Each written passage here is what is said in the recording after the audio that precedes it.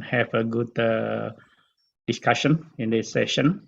So without long talking, I would like to give the floor to Mr. Eka Witsawangpul. Eka, time for you. Thank you, Paria. Thank you, Ria Tuti. Thank you, IDC Jakarta. IDC Jakarta to invite me to do the to lecture today, and let me say not lecture, to discuss with you about training. Yeah.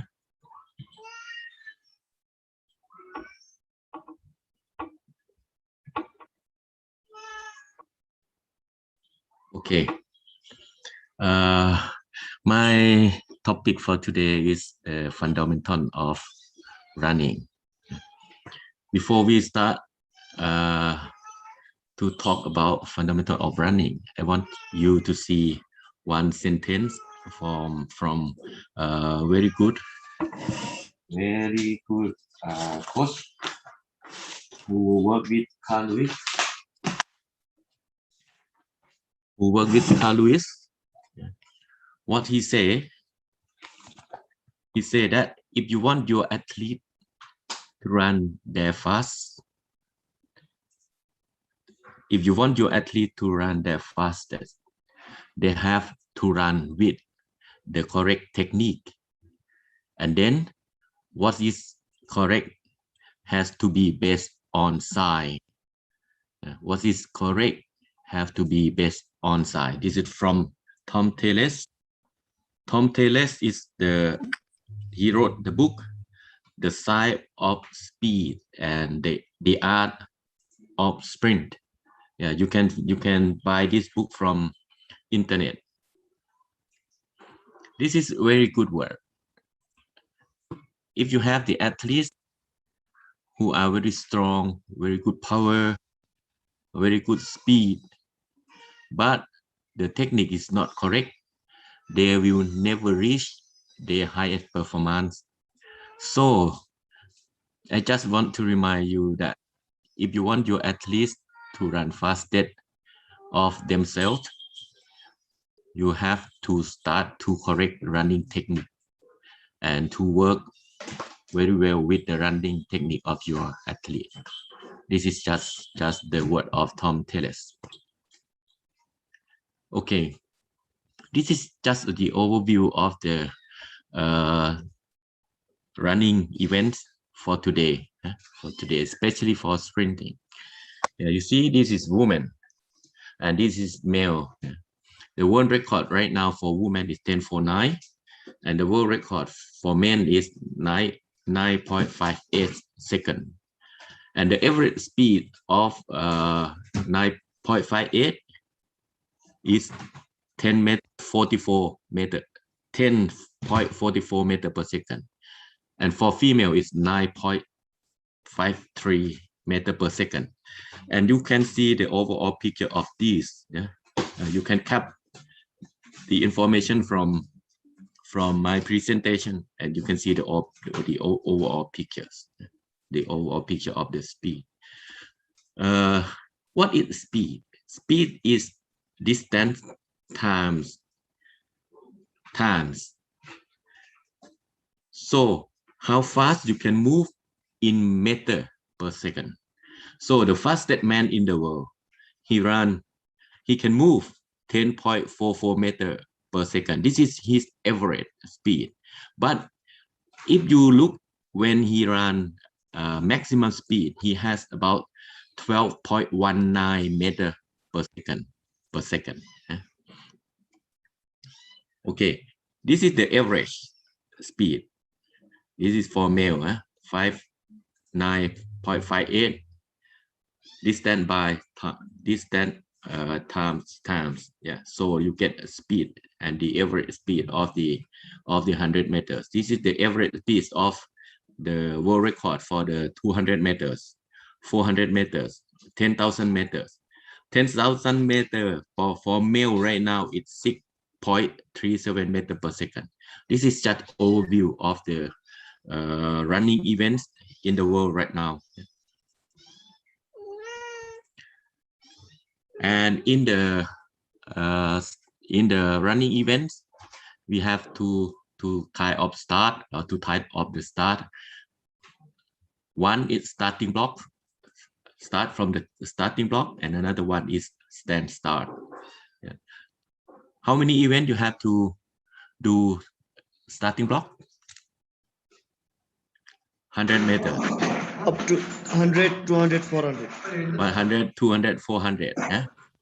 100 and 110 hurdles. 400. Yeah. 4x1 relay, 4x4 relay, first leg. Yeah. And how many events? Yeah. You have to do the stand start. Yeah. 800. From more than 800 meters to marathon. It means you have to do the stand start. Yeah? On your mark, set, go. This is common command for the starting block. And this is on your mark and then go. I think all of you know this, no need to mention anymore. Okay. Common elements of the running. Yeah. Why we have to talk about running? The common element of the running. What is the target of the running? The most important one, to reduce the braking force. How to reduce the braking force is drive lead leg actively and back through the ground very fast. Yeah. Avoid any feet heel contact at the ground. Keep the distance between feet point to touchdown about 1 feet point to touchdown. Vertical protection of center of gravity. Projection of the center of mass as little as possible. And then run tall. Run tall. This is the common elements in running. Today I have to lecture 3 units together, so I go a little bit fast because it's a lot of slides in this unit.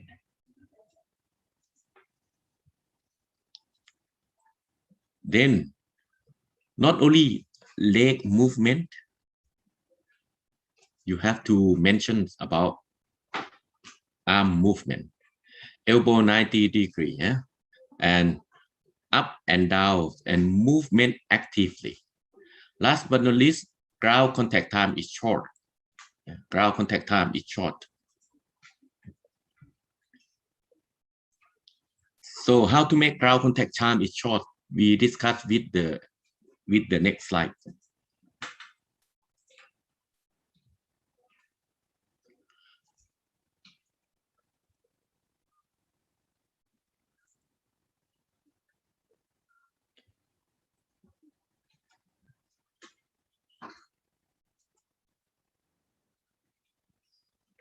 Point to encourage how fast your athletes can run. You have to increase the stride frequency. With high knee action, shortening pendulum of the free leg. Shortening pendulum of the free leg, we will explain you with the pictures.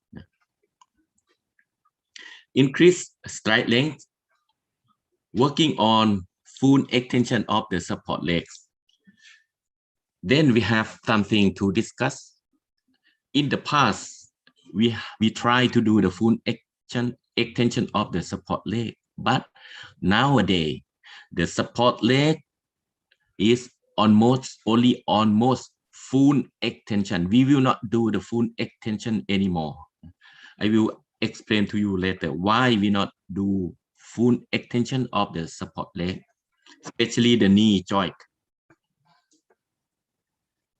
Additional exercise and drill focus on step over sprinting mechanic, action of feet, change of pace, changing of pace, how the athletes can changing from slow pace to fast pace. This is, we not talk only sprinting, but we talk about all events, yeah, in 10,000, in marathon.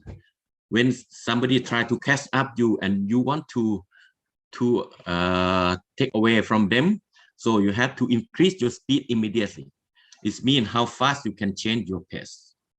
Full body extension, run tall, light support, don't carry your body weight. It means you have to lean forward a little bit when you are running. Active and relax arm action. This is you know already. Huh? A variety of game involving running hurdles of soccer. So you have to you can have many kind of training. You can running the over the mini hurdles to do the technical training. In running, the most important, we want to be the faster. We want to be faster. When you are faster, you win the race. You win the race. This is Usain Bolt, Berlin, 2009, 9.58, 10.44 meters per second, 9.58. This is Usain Bolt. This is 100 meters. And this is 400 meters. Neerkerk from South Africa. He ran in Rio de Janeiro, 43.09. And his average speed is 9.30 meters per second. This is very fast. This is very fast. And this is marathon. This is marathon. 2 hours, 2 minutes, 55 seconds. This is marathon. So it's mean right now, nowadays, in every running event, you need speed, and all the event you need sprint training. Because if you are faster, you can be better positioned in the competition. Further, it's not one event. One event is faster, but another events, and in some event you have to be further, or longer. You see this? This is a steep pitches. You have to clear the hurdles, especially when you clear the water, the obstacle in the water pole in the stadium. It means you have to do very long takeoff because they clear over the hurdle. They not touch at the hurdle anymore. In right now and nowadays, they don't touch hurdle anymore. They don't step on the hurdle, but they clear the hurdles. This is 6.33 meters per second with 7.93.63. 7 minutes 53 seconds 63. And this is Bahrain, 8 minutes 52 78. This is further.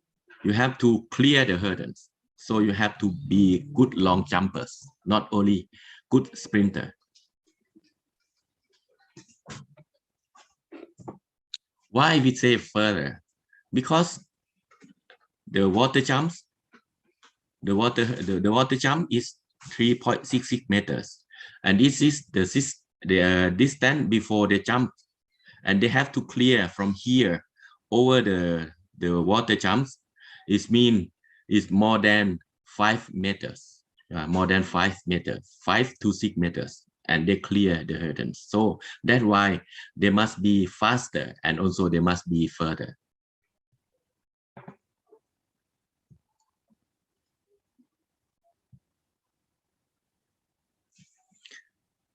In running events, normally we have to think about what is the speed in running. Speed in running is a stride length and times by stride frequency, and by stride frequency. See, stride length and stride frequency. It means how fast you can sprint. It means how fast you can frequency. How many frequency in 1 second? Normally, good sprinter, they can do 5 frequency, 5 step, 5 stride length in 1 second. 5 stride length in 1 second. And the stride length is about 2 meters 20 to 2 meters 50. So this is depend on the leg, the length of the leg of the athlete. if the athletes who has long leg, they have less frequency. If you have the athletes who have a short leg, mostly they have better frequency.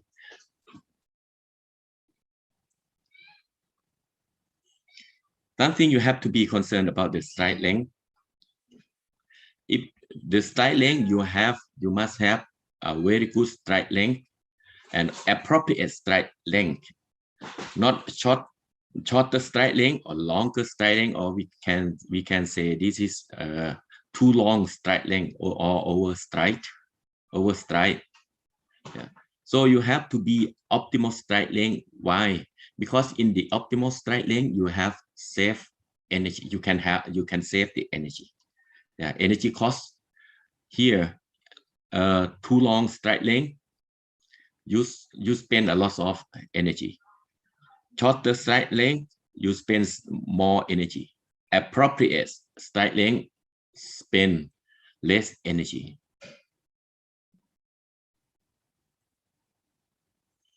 This we talk about the ground reaction force during running. Yeah, during running, ground reaction force. In the running, we have the front support phase and rear support phase. In the front support phase, what happened in the front support phase? The athletes reduce the speed. And in the rear support phase, the athletes increase the speed. Why? Because in the front support phase, the force go to more vertical, and in rear support phase, the force is more horizontal. So if you want your athletes to be a shorter sprint, ground contact time, this contact time is shorter in sprinting. If you want to have a good athlete, so you have to train them to reduce ground contact times. We will discuss in the technical movement in the sprinting. Yeah. Contact time shorter sprint, more short. The contact time more less, more short. The ground contact time is less.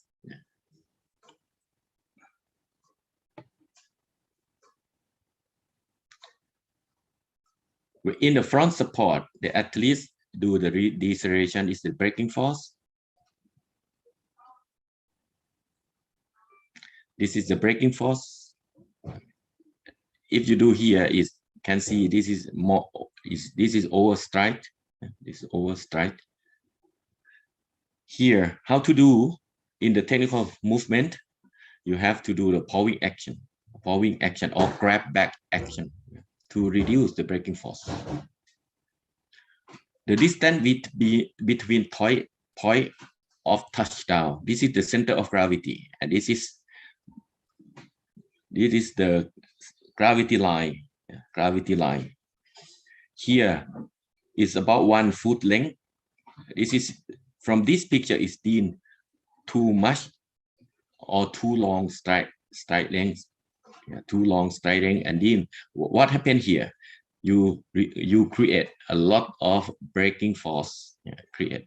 This is the picture. This picture is create more braking force.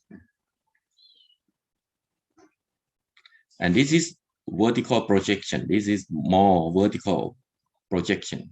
Yeah, more vertical projection. See, from here to here is too long. I show you the picture after this. Here. I want all of you to see from this clip video, and after this I will explain you face by face. You see the new running mechanic and the right running mechanic and the wrong running mechanic. This one is correct, or you can see which one is correct.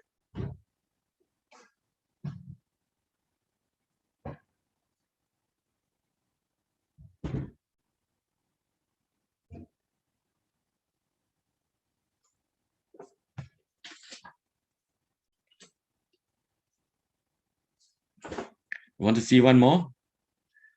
and tell me which one is better, on the left or on the right.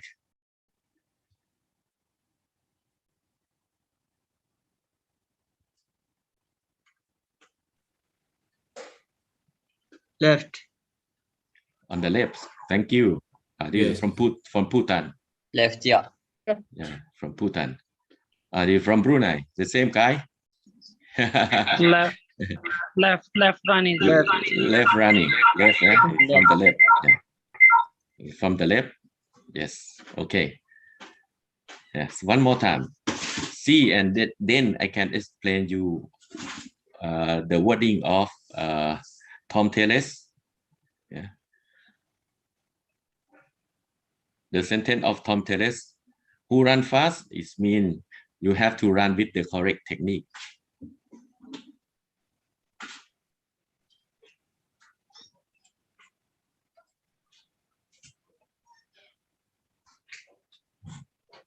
Okay, I think you see clearly, yeah? The left runners have a better technique than the right runner. Yes, sir. Okay. True, Then sir. go to the next slide. Okay. This is when we cut the phases of sprinting, yeah, into support phase, flight phase, and support phase. This is rear support phase, yeah, and this is front support phase. This is front support phase. In the front support phase, the athletes create the braking force, yeah, the braking force. And here the athletes are create the, and here the athletes create the support force with the lead leg. Yeah? And I want you to see this point. I want you to see this point. Why this athlete run better than the other one? Okay, 3 points you have to be concerned.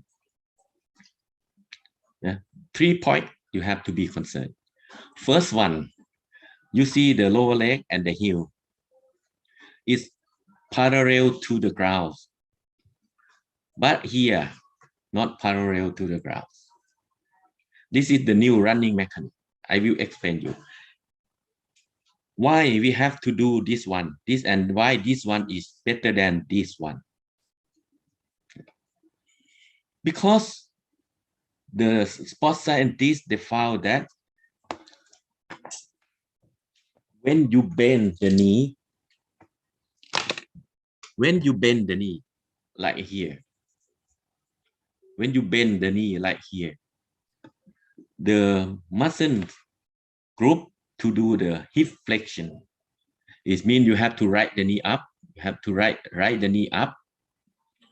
They not work properly. They not work properly. The hip flexor, the main muscle group of the hip flexor is the iliopsoas muscle. Yeah, it's the iliopsoas muscle. The iliopsoas muscle is here, somewhere here. Yeah. In hip flexions, we have the main muscle group is a prime mover, and we also have the synechius, is muscle who help the movement to flex the knee. Yeah.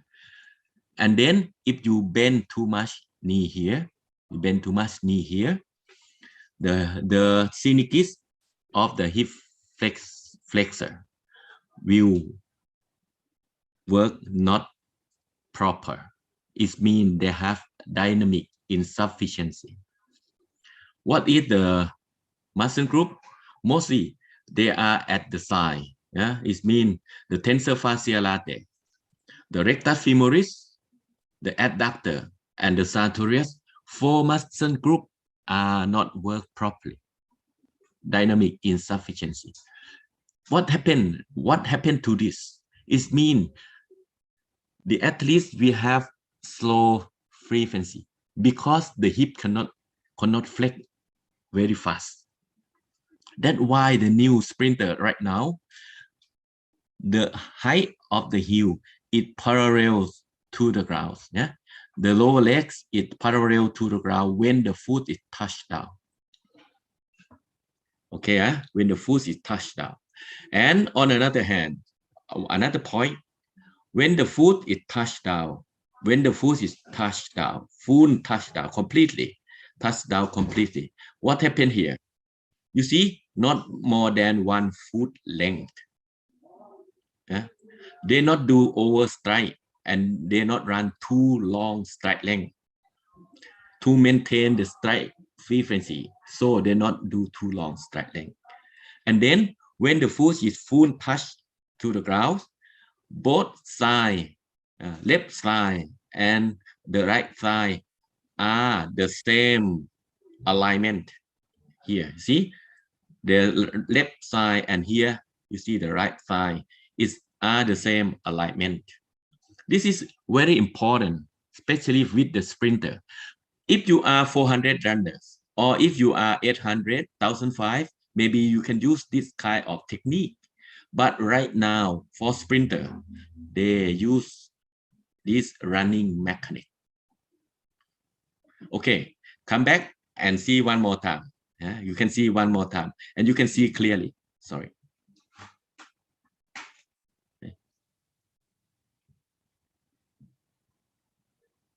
And you can see it clearly. 3 points that I already mentioned you.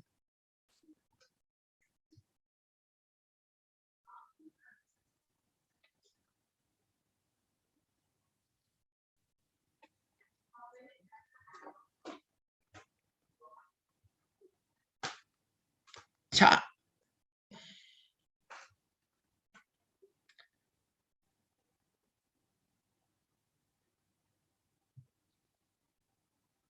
Okay. If you look at here, what happened here? You go high and you waste of time to flex your hip. It means the stride frequency is get less, and here has better stride frequency. Okay, now I think you understand and you can see clearly what I mentioned.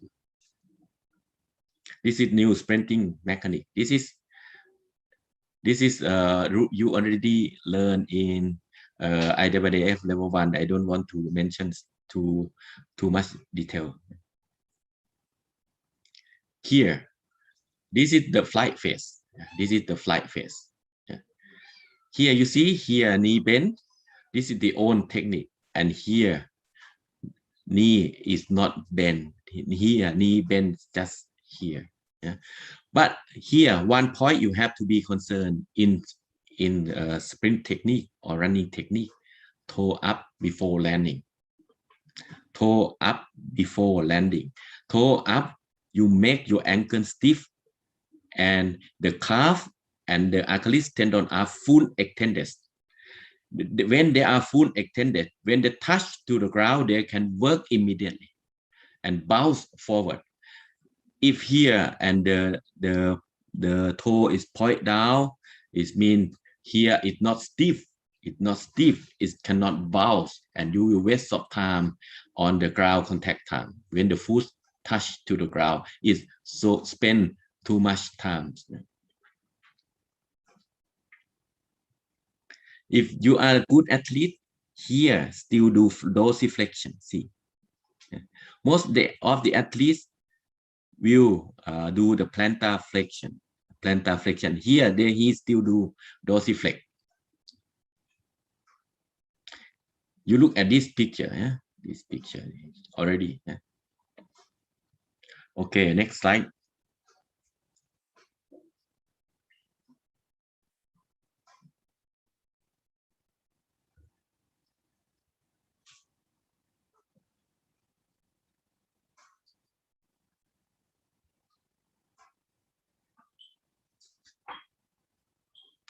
Here, I want to show you another point of the sprinters, new running mechanic. Here, toe up, you see clearly.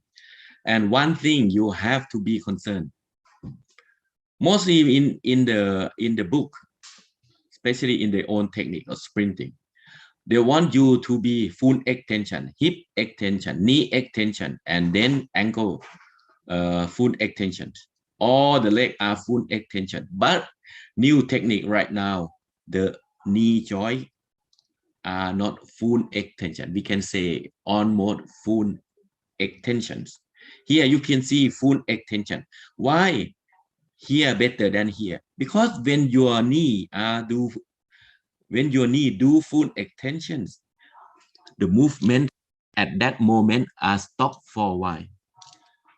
Yeah. It means here you waste of time. Here you get time, you get more, you get less of time to spend on this. So you can reduce your time when you are sprinting. The athletes can reduce his time when they are sprinting. Almost full extension. Yeah? Here, almost full extension. Sorry.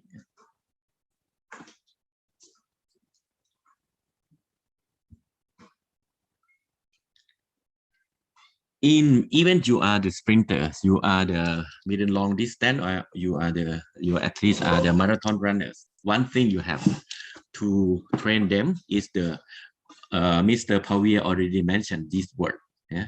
Neuronal variability. Because when you have better neuronal variability, your athletes have the better neuronal variability. They have a better brain to learn the technical movements and its efficiency of running. The efficiency of running, you can get benefits from neuronal variability, and you can increase the reaction of your athlete.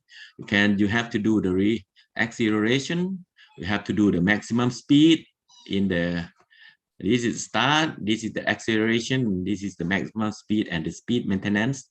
And between here, I will explain you at the end of the last unit of today. Here is the transition phases and what to train. We talk later.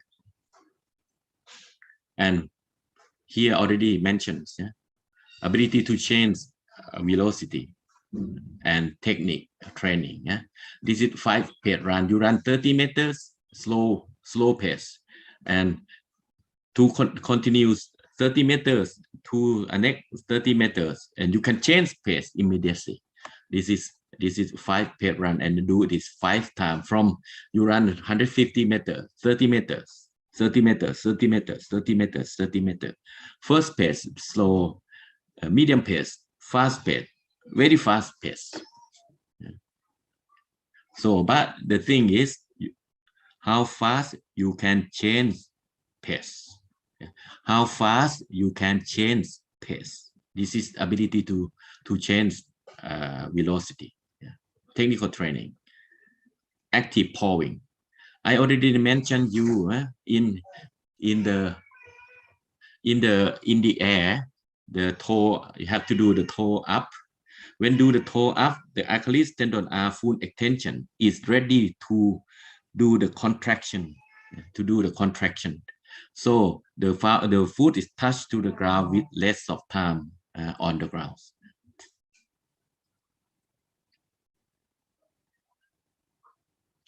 To improve the reaction, what to do? Lying, sitting, standing, and you keep the signal.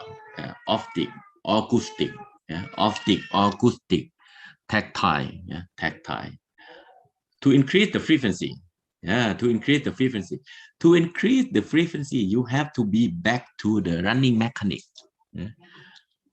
Don't do too much knee bend. Don't do full extension of the drive leg. Dorsiflex. So have to do and have to correct the movement of your athlete to gain more frequency. Increase stride length, and here to increase the stride frequency, we have a lot of drill. I show you in the end of this class, in the end of the day. I will show you in the end of the day. And to increase the stride length, this is you have to here work on more full extension of the support leg. And to increase the stride length, you have to increase the power. It means you have to go to the physical fitness training. It's not technical training. additional exercise. You have to do a lot of drill, focusing on the powering action of the feet. But the powering action is not start from the feet. The powering action is start from the hip. It start from the hip. Okay. Pace change. Pace change. This is mostly we do in middle long distance. Full body extension. Okay. Powerful but relaxed arm action. Yeah. Powerful but relaxed arm action. Very, very important. Especially the word relax. Relax is very important. This word is very important. Powerful but relaxed. That is sprinting. And you can add a variety of games, running over the hurdles. You can use the short rhythmic, short hurdle to increase the strike efficiency. It means you increase the rhythmic of foot working. So we have to do so many things. We show you at the end. Point to avoid. We also have so many points to avoid. Yeah. Limitation to only few exercise or drill. Yeah. Normally in training, we have to do a drill training. I have to do sprint drill, but not many athletes know the drills correctly. And you have to learn them. What is the drills? What is the purpose or what is the aim of these drills? And maybe in one training section, you can do 3 to 4 drills. Next training section, another 3 to 4 drills. It means your athlete can do so many drills in a week, not only 2-3 drills the whole week. Here, maximum effort sprint with no variation of distance. You do sprint training, but in the same distance. You have to start maybe 15 meters, yeah, 30 meters, 45 meters, 50 meters, 60 meters. Yeah. And in sprint training or speed training, normally if you want to increase the maximum speed of your athlete, don't do more than 60 to 70 meters. If you want to do the maximum effort sprint. So it's mean you have to variation of the distance when your athlete sprint. Here, fatigue when working on maximum speed. If we talk about this, your athlete getting fatigue is impossible. It's impossible to increase the maximum speed. Because when the athlete fatigue, the fat twist muscle itself is already fatigued. And if you want to have a maximum speed, you need the fat twist muscle to be involved in the muscle contraction. So it means when your athlete fatigue, forget it. No train maximum speed. If your athlete fatigue, no train maximum speed. When your athlete fatigue, don't do that, because you never gain the maximum speed.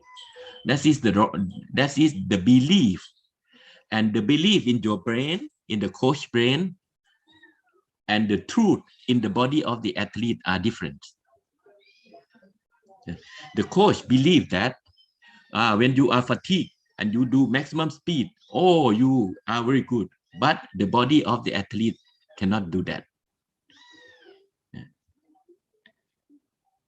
Heel contact when sprinting. When we are sprinting, which part of the foot are contact to the ground?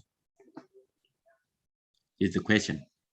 Which part of the foot are contact to the ground? Ball of your foot, sir. Ball of the foot. Thank you. Ball of the foot. many coaches, if they are not the good coach and they are not the lecturer, IAAF lecturers, some of them still use butt kick.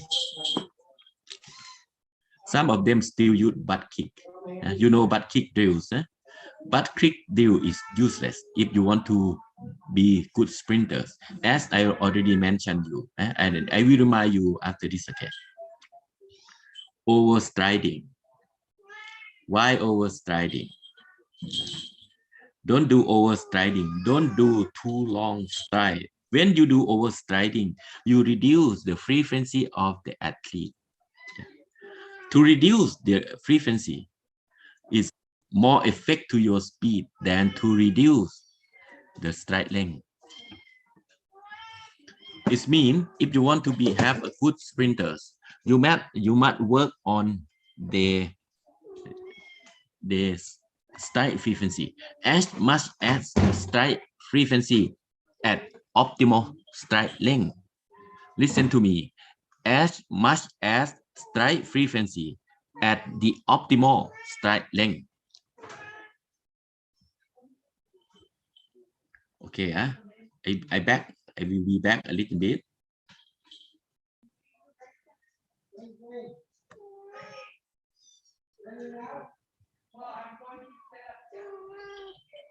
Chat, I need to okay.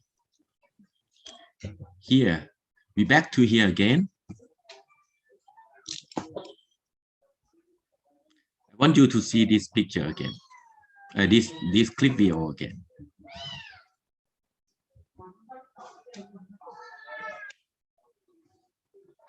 And this is why I try to mention about the running mechanic.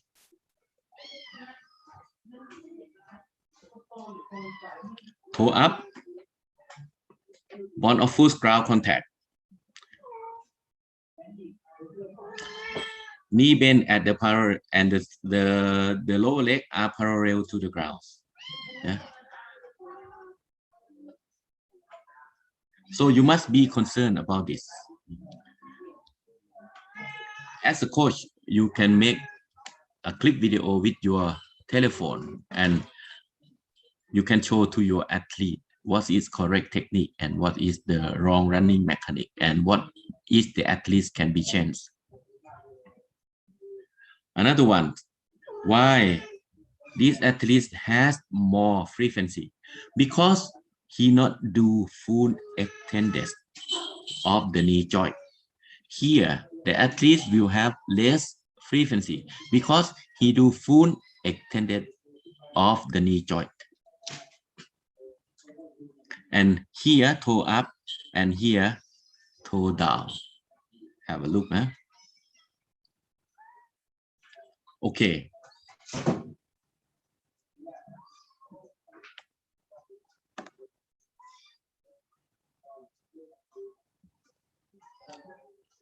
Okay, you can have a short break. Or question first. Yes. Maybe question. But I'm wondering who is the baby behind you? Is it Not the baby. This is the baby. Or... And this is the cat. You... the cat. Okay, I was thinking this baby. Okay, anybody want to ask question? Please, you can ask. So, sorry, but sorry, Paria, my time is not for baby. It's okay. It's a baby cat, Pa. Baby cat, yes, baby cat. Baby cat of Jutaman. Okay. In the office. Yeah. Very naughty. No more worries for me. Yeah, you can ask the question. Yeah? Who want to ask question? If they don't want to ask question, maybe okay, please. Hi. Yes. I'm Penjo from Bhutan. Yeah. I work as a volunteer coach for Bhutan MHA Athletic Federation. I am a physical education teacher by profession, and this is the first coaching program that I'm attending. Of course, I did the physiotherapy one before, and did apply as well. But yeah, this morning we learned about the athlete development and talent identification. Now I'm trying to connect between the technique, the running technique and the talent identification. So my question is,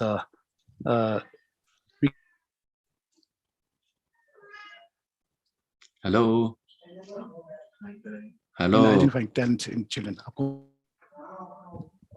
The question here is, sometimes as it was mentioned in the previous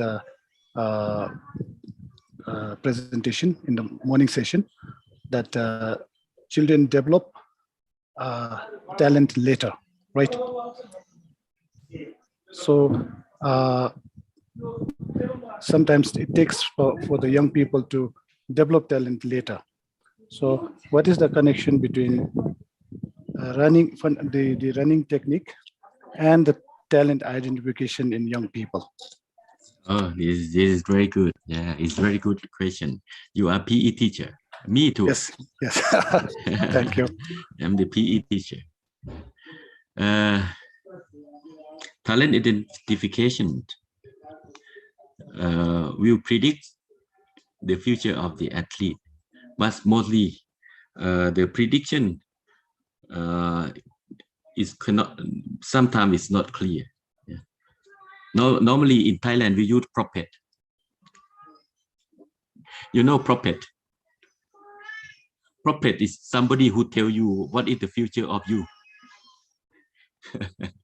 So the talent identification we can use it, but we have to use it properly. The main thing you have to know the parameter of the people who can run fast, because I talk about sprinting. Yeah? So people who can run fast is mean they have very good fast twist muscle. They have a lot of fast twist muscle.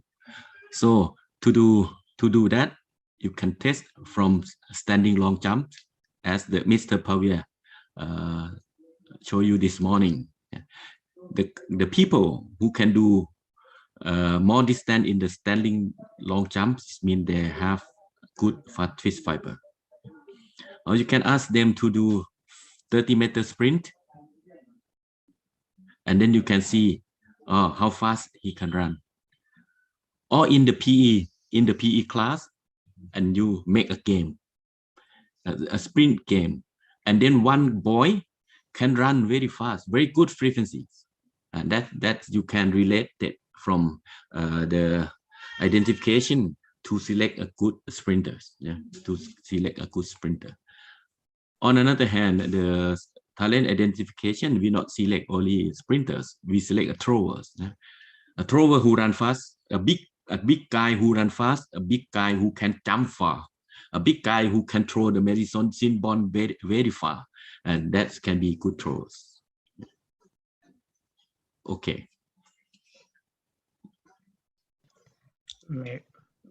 It's okay, Eka. Uh-huh. Maybe Power can add also if you want Power. Maybe because it's linked to unit. Yeah. That would be nice. Oh. Being a throws coach.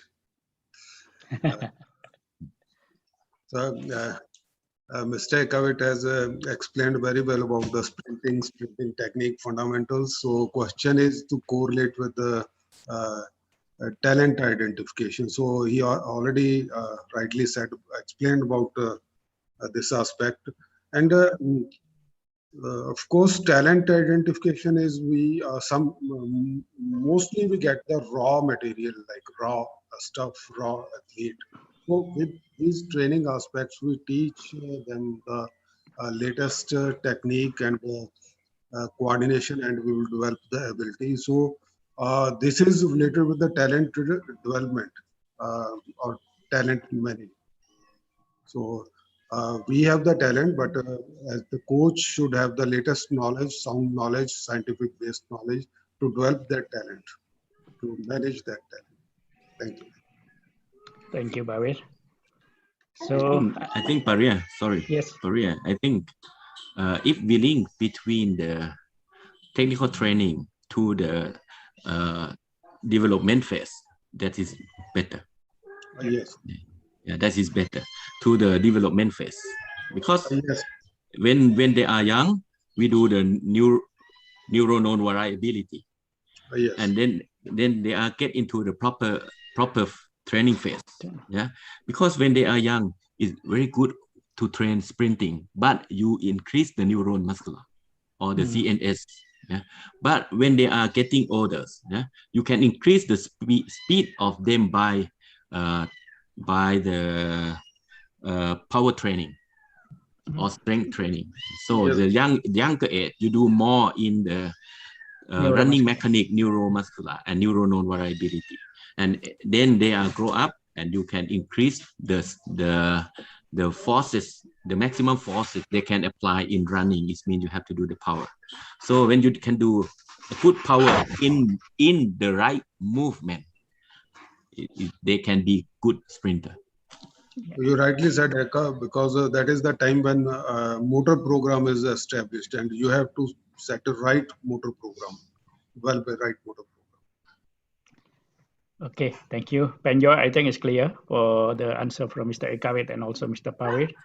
So maybe any other question if you want to deliver to Mr. Ekawit? Okay, Joan Jo. Yes, hi, good afternoon. I'm Joan from the Philippines. Yeah, sir, I'd like to ask regarding, you mentioned about the extension, not fully extended. Yeah. How would that be simplified? For example, you're teaching to like younger kids. So how do you teach it in such a way that they would easily understand that they have to extend but not fully extend? Is my question clear? Or like what drills can Don't confuse ourselves, Eka. Yeah.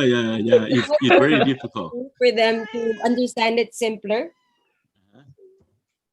It's very difficult to explain you in this case, because this is how say, this is the what say, the athletes will know by the kinesthetic feedback.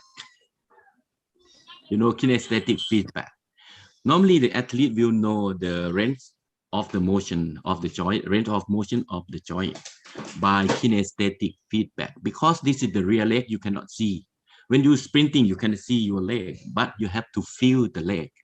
So maybe you have to explain them, show them, and this is if you do you do the full extension of the knee, yeah, and then you bend the knee, and you do almost full extension of your knee, and you try to bend it very fast.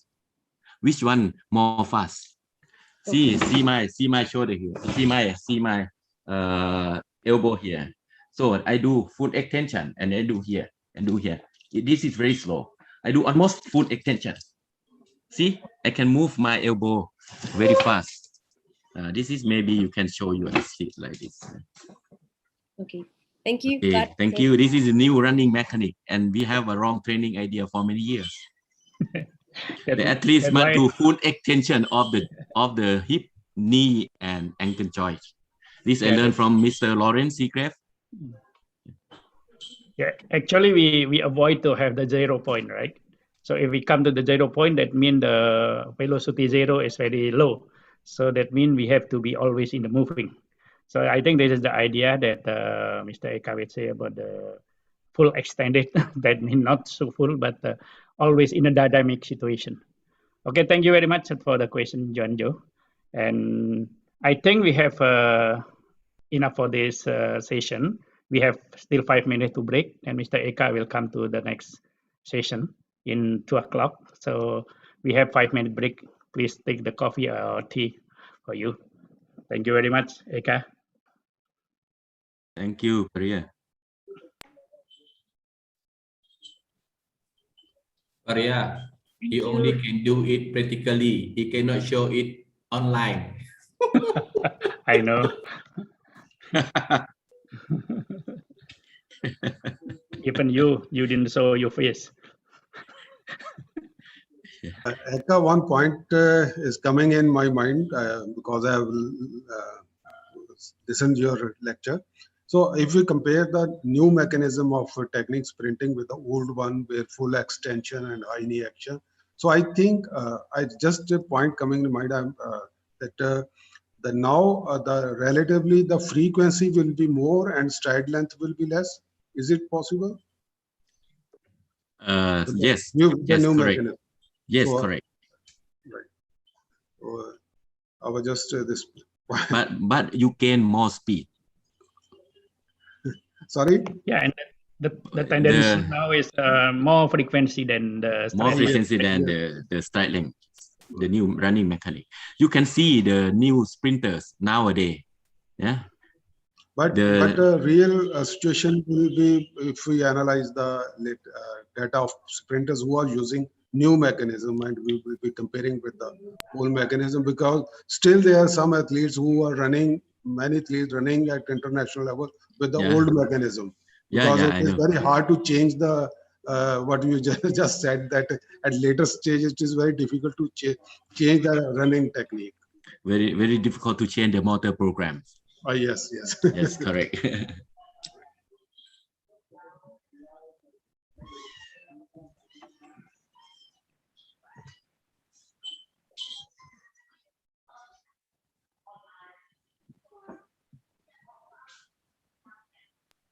Wait, it's only can be done during practical, cannot be done in online. Yes, correct. I love to lecture face to face. Very hard for me to lecture online. But Riano, he just keep quiet. He have his copy there. I also have mine.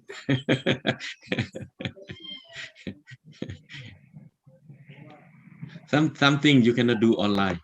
Yes, that's why I said to you. So it must be practical, must be done in practical. All right, good. We can observe from the video that Ekavit showed about the running action for the soccer player and the sprinter.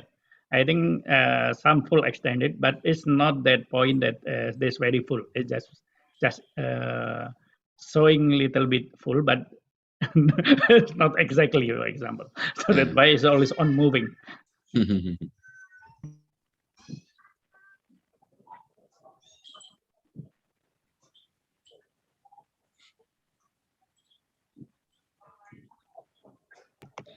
It's the same thing when you do the power clean. It's also not really exactly full extended, but this look like full extended. It's just some point to be very fast to the next movement. Right, Giga? Yeah.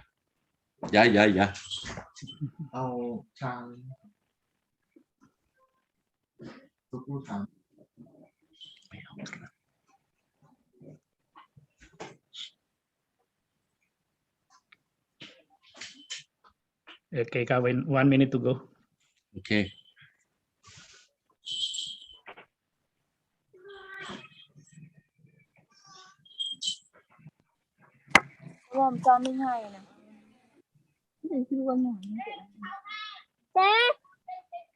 Nọ, tên dây nọ.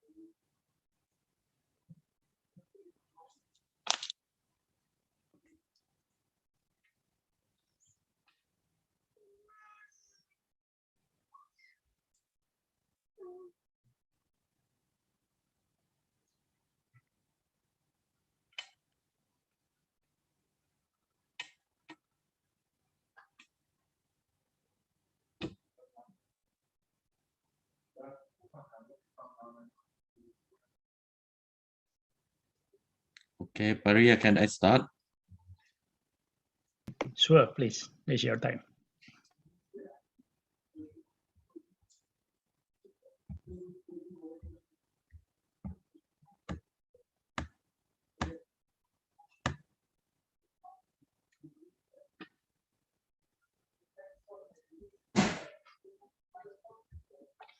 Sorry, one second.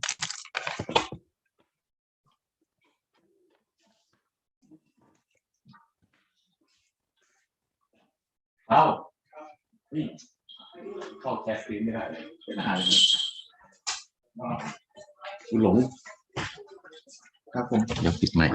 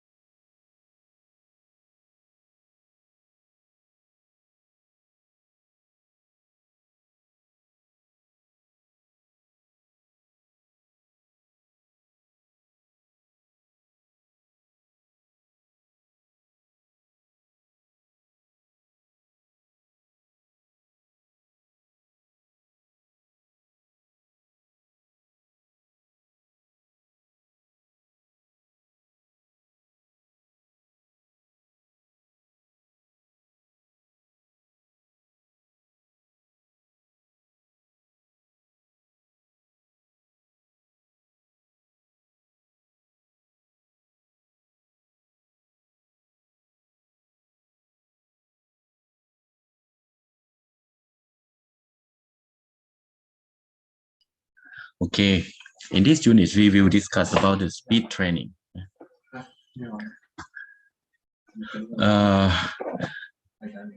Last 10-15 years, when we do speed training, mostly we will start from endurance, speed endurance, and at the end, before the competition, we do more speed. But nowadays, we start from endurance training, strength conditioning, and after the athlete have good strength and conditioning, we start to do the maximum power, and we also increase the acceleration and also the maximum speed. And before the competition, we do the speed endurance. So is something changed? Because the speed is one of the physical fitness. It's very difficult to train or very difficult to increase the speed, because if you want to increase the speed, you have to do so many things. Okay, that's why we try to increase the speed first, and we do the speed endurance at the end before the competition, because the speed endurance is very easy to improve. Yeah, you just do a speed endurance training workout 3 to 5 weeks. The lactic, the energy system, the lactic energy system already work. But if you want to increase the speed or the maximum speed and the maximum acceleration, have to spend a lot of time.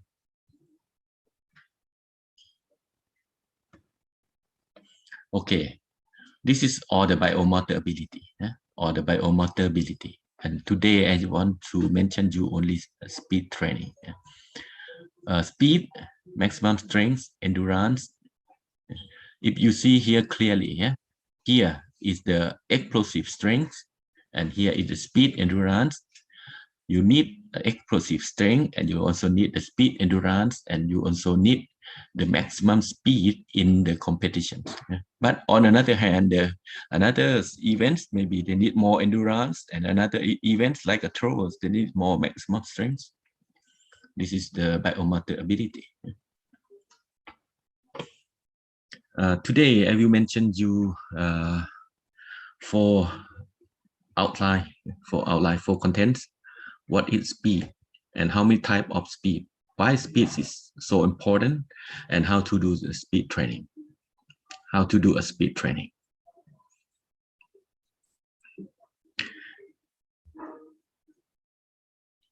What is speed? Speed is capacity to travel or move quickly. Yeah? And we can divide into many kinds of speed. Mechanically, speed is expressed through ratio between space and times. Space and times. Normally, we measure speed by meter per second, but with the motorcycle or a car, kilometer per hours. Yeah, how many kilometer per hours, or how many meter per minute? Yeah, a car can drive like that. How many kilometers per hours? Or in the mid and long distance, they will measure for a training pace. How many minute per 1 kilometers? Pace 3, it means 3 minutes per 1 kilometer. Pace 4, it means you run 4 minutes per 1 kilometers. Yeah, means 2 kilometers. That is also type of speed. How many type of speed? See, the whole body speed. Why show you a footballer? Because I want you to see clearly a speed can be used in every sport, not only in athletic. Not only in athletic. This is the whole body speed. Whole body speed we use in hurdling, we use in sprinting, we use in middle long distance. Mostly we use in track event. We also use it in some throwing event, the whole body speed with the rotational whole body speed and the gliding whole body speed, or the running approach in the javelin throw. That is the whole body speed. This is the limb speed.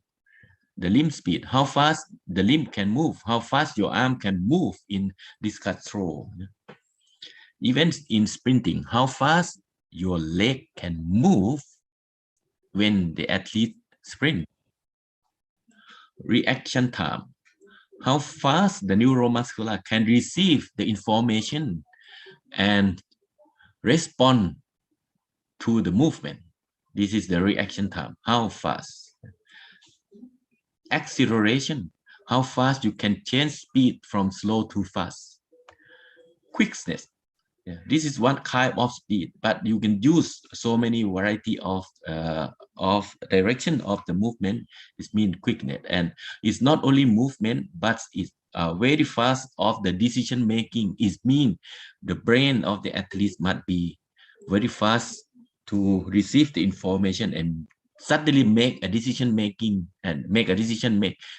very fast too. This is quickness. Maximum speed. Yeah, maximum speed. You know already how fast, how fast you can run. Yeah. How many meters per second at the maximum speed. Speed endurance. Well, a high speed you can tolerate. High speed you can use for how long with the high speed. That is speed endurance. The optimal speed. This is we use for many kind of the athletic competitions. Optimal speed of the approach of all the 4 jumping event. Approach of long jumper, triple jumper, high jumpers. Approach of the pole vaulter. Yeah. Approach of the javelin throwers. And in our athletic also have a speed of changing direction. Yeah. Agility. Our throwers must have very good agility. Yeah. Speed of the rhythms. In 5-step rhythm in the javelin throws, who has better speed and who has optimal speed at very high speed of the rhythms, that is very good, will be good throwers. That's why you see you have to think about, it's not only run from you run from one point to another point, that is speed. No, but speed is so many kind of speed. You have to think about that.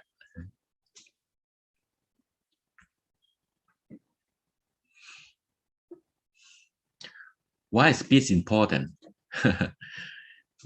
in athletic, better speed make the athlete get into better position. If you have better speed and the same endurance, you will win with the long distance. If you have better speed in the sprinters, you win the race. If you can transfer speed in the equipment, you are good throwers. If you can transfer speed into the takeoff position, you are good jumpers. Yeah, your athlete is good jumpers. So speed determines ability in many events. So speed development is very important in training. Speed development is very important in training.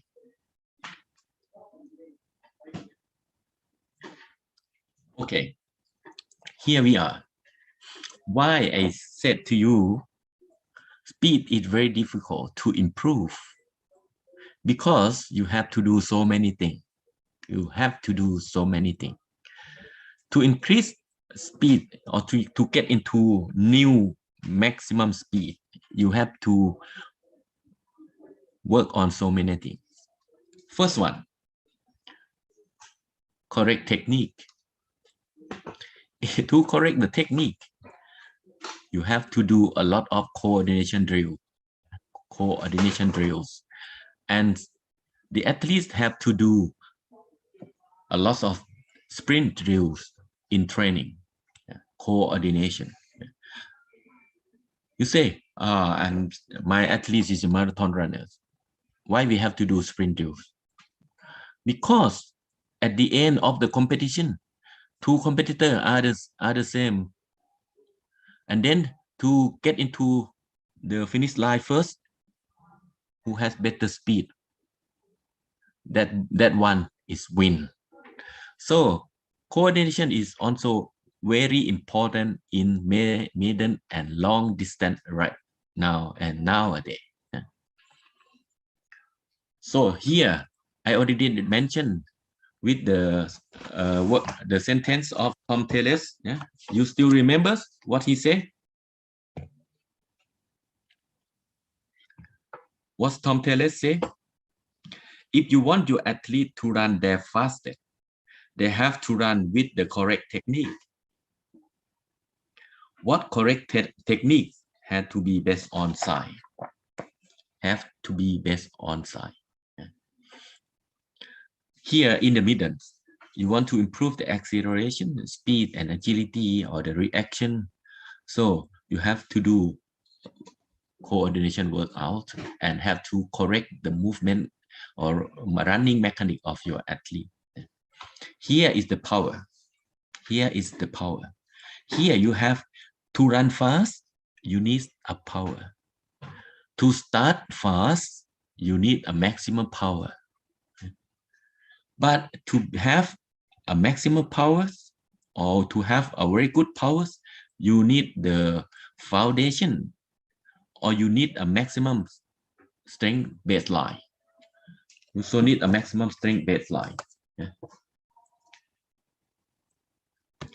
And to have the maximum strength, the athletes must have a good strength conditioning.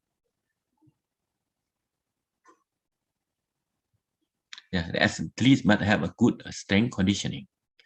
So here, in only to increase power, you have to do strength conditioning. You have to do maximum strength, and you also have to do a power training.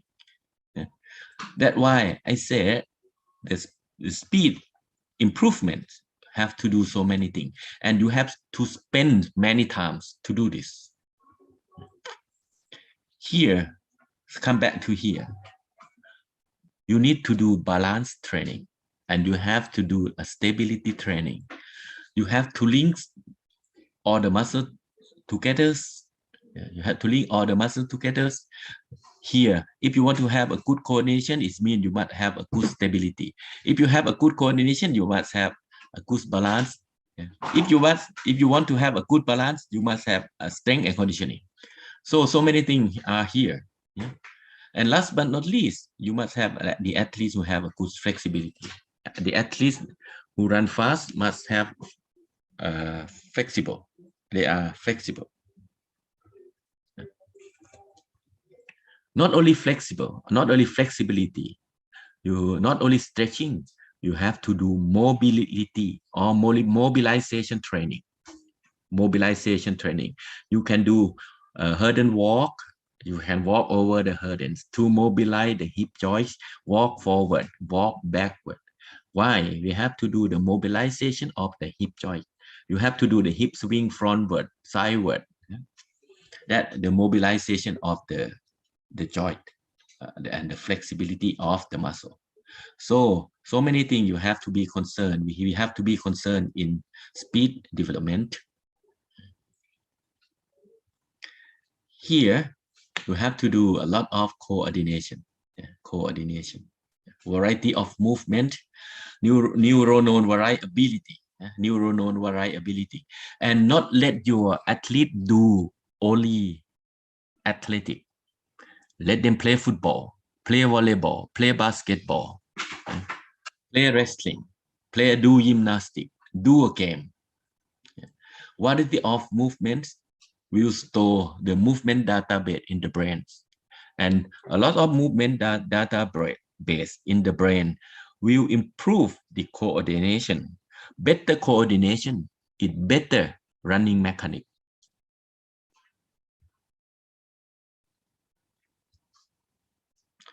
You can do strength and power. Here, power training, strength training, power training, strength training. Here, strength training, maximum strength, power training, strength conditioning. Strength conditioning. You have to spend how long if you want to increase power? How long for strength conditioning? How many weeks? From strength conditioning to maximum strength is how many weeks? From maximum strength to have maximum power is how many weeks? Here you have to spend so many months. So many months if you do a single periodization. So I mentioned you already. So better if you do speed training, you have to improve power, coordination, maximum strength conditioning.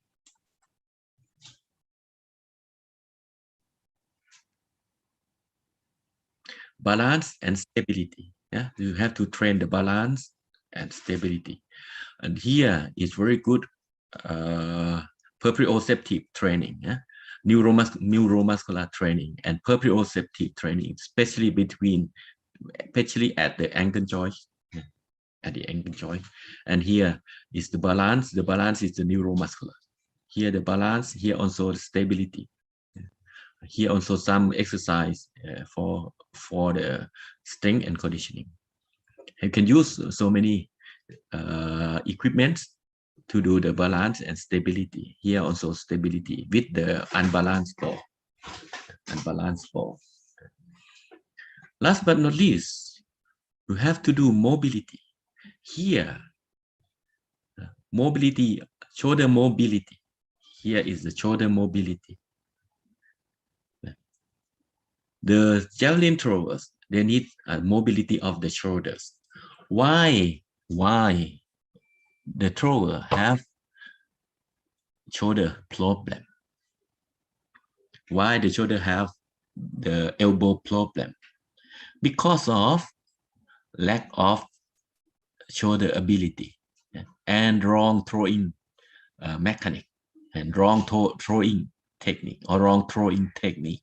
That's why they have problems. So you have to do some mobility. Here you have to do some stretching to increase more flexible or to increase the elasticity of the muscle. Okay. You can do with the partner work, and here partner work, and here hip flexibility or hip mobility. This is the hip mobility. Okay. I just want to mention you and show you something. Normally this course is for the youth coach. So we are mentioned with the youth training, and then at the end of today, at the last unit, I will mention you how to train sprinting, how to do sprint training.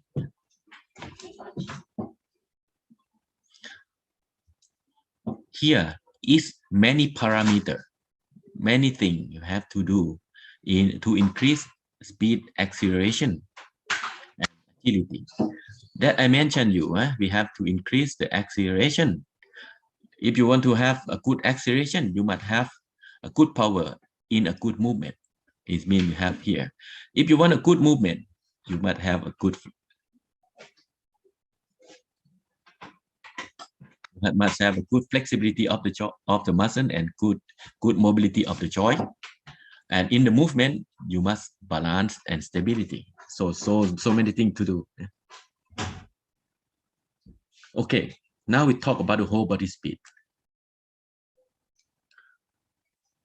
In the whole body speed, it means how fast the body can move. The whole body can move. And in the whole body speed, we can separate into training methods. So first, direct training method. You do the coordination training, technical drills. You can do a technical drill. Here, you can do the running speed or can do sprinting.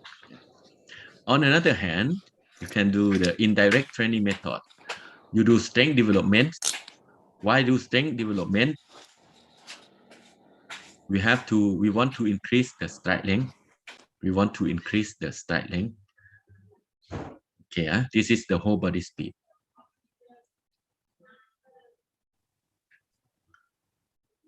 This is when we do speed training. One thing we have to be concerned about the energy system. This is direct method of the speed training. And here we have to be concerned about the energy system. Here might be SIS, yes, SIS, SY, TM. Okay, sorry. Energy system.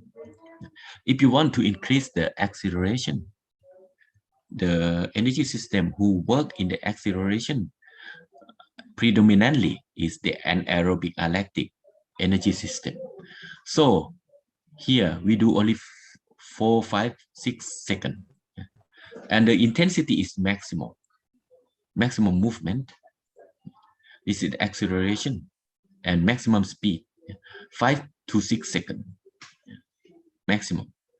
So if the distance is mean not longer than 60 meters, not longer than 60 meters. If you want to increase the speed endurance, anaerobic, we work predominantly anaerobic lactic energy system. We do repetition training or interval training. We do 7 to 60 seconds at 90 to 100%. Yeah. If 7-8 seconds, can do 100%. If more than that, this means you use 150, 250 meter for repetition training or interval training.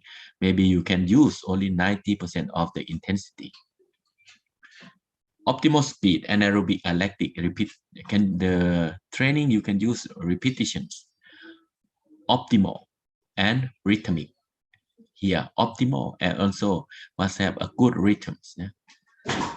When in the competitions, if you are a long jump coach, you can see the spectator give a clap for the athlete with a rhythm from slow to fast. That is optimal speed with a good rhythms. Yeah. Agility, anaerobic lactic, and technical movement. I have to talk about the technical movement. Yeah. Last but not least, this is a keyword in speed training. Less can be more. When your athlete getting slower, please stop training. You cannot train when your athlete runs slow. If you want to increase the speed training, you cannot train when your athlete runs slow.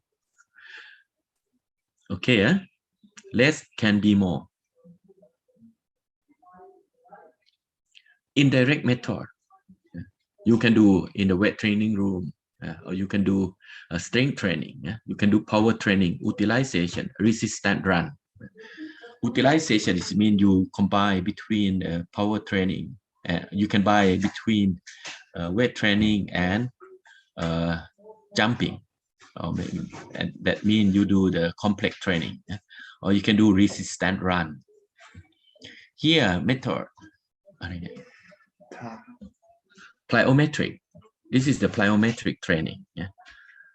You can use mean power training or uphill running, or jumping exercise, or multiple jumps. Flexibility, mobility. Think about to increase the range of motion. You can use PNF or ability of the joint to move. This is a mobility. Why we have to do mobility? Because the joint of the athlete must be firm. The joint must be firm, but must free. Firm and free. If lack of mobility, the joint will be fixed.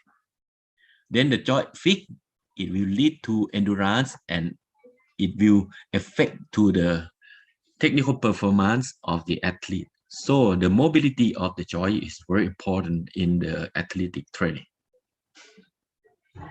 This is the limb speed. The limb speed method, technical drills. Part of the technical is mean you cut the technical training into part, and then you do the whole sequence of the technical movement. This is training method. Equipment modification. You can use light equipment, lighter equipment.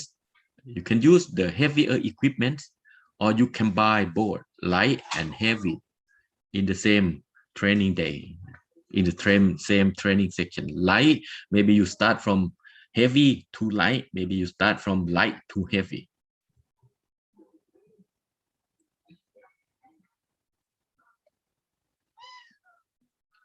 Reaction times. The reaction is sense of audio, visual, and tactile. You have to increase the focus and awareness and perception ability of the athlete. Here, very important. It's not important only for sprinters, but it's very important for every athlete, because when the coaches are explain and demonstration, if the athlete lack of focus and awareness, they learn nothing. So in the athlete training, you have to focus on how do you teach focus and awareness to your athlete to get more perception ability. In the reactions, you can play with the times. Start on your mark, go. On your mark, go. Here, you train more focus and awareness. Intensity stimulus, high and low. And you changing position, sitting, stand up, lay down, in back, lay down, in tummy. Here, all the coaches, all the athletic coaches are known, or combine so many things together. Here is one of the reaction training. Here, reaction from the starting block. Reaction from the starting block.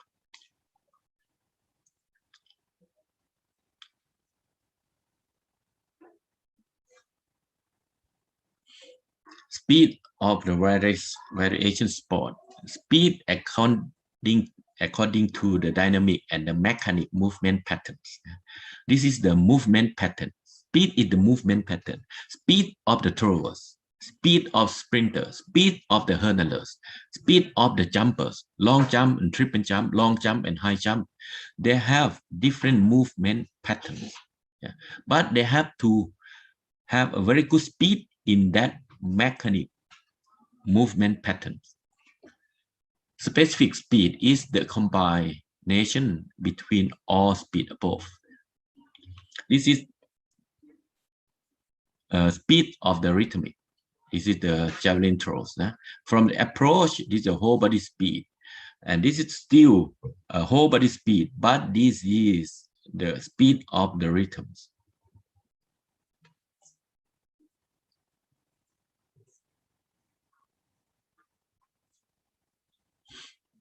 Speed for sport and fact in competitions. When you are the coaches, you have to think. You have to think we have to analyze and performance need of that event, movement patterns, and all detail in the competitions. See, all detail in the competition. Directions, duration of the competition, how long your athlete will be run. 2 hours, 2.5 hours, 10 seconds, 45 seconds. Yeah. Type of the energy supply, which energy is the predominant for that movement. Direction of the movement, from back to front, from side to side, rotational, linear, or natural movement. Type of skill, closed or open. Yeah. Mostly throwers have closed skill, and with the long distance, they also have sometimes open skill.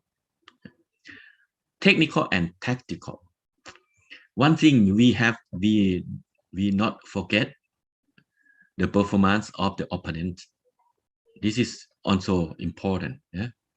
But in other sport, this is just mentioned to you, how long the competition, how many seconds, minute, hours, how many rounds, how many sets, how many points. Sometimes athletic coaches, they are very good for strength and conditioning for every sport. You can work with tennis, you can work with golf player, you can work with football players, you can work with boxers. Yeah.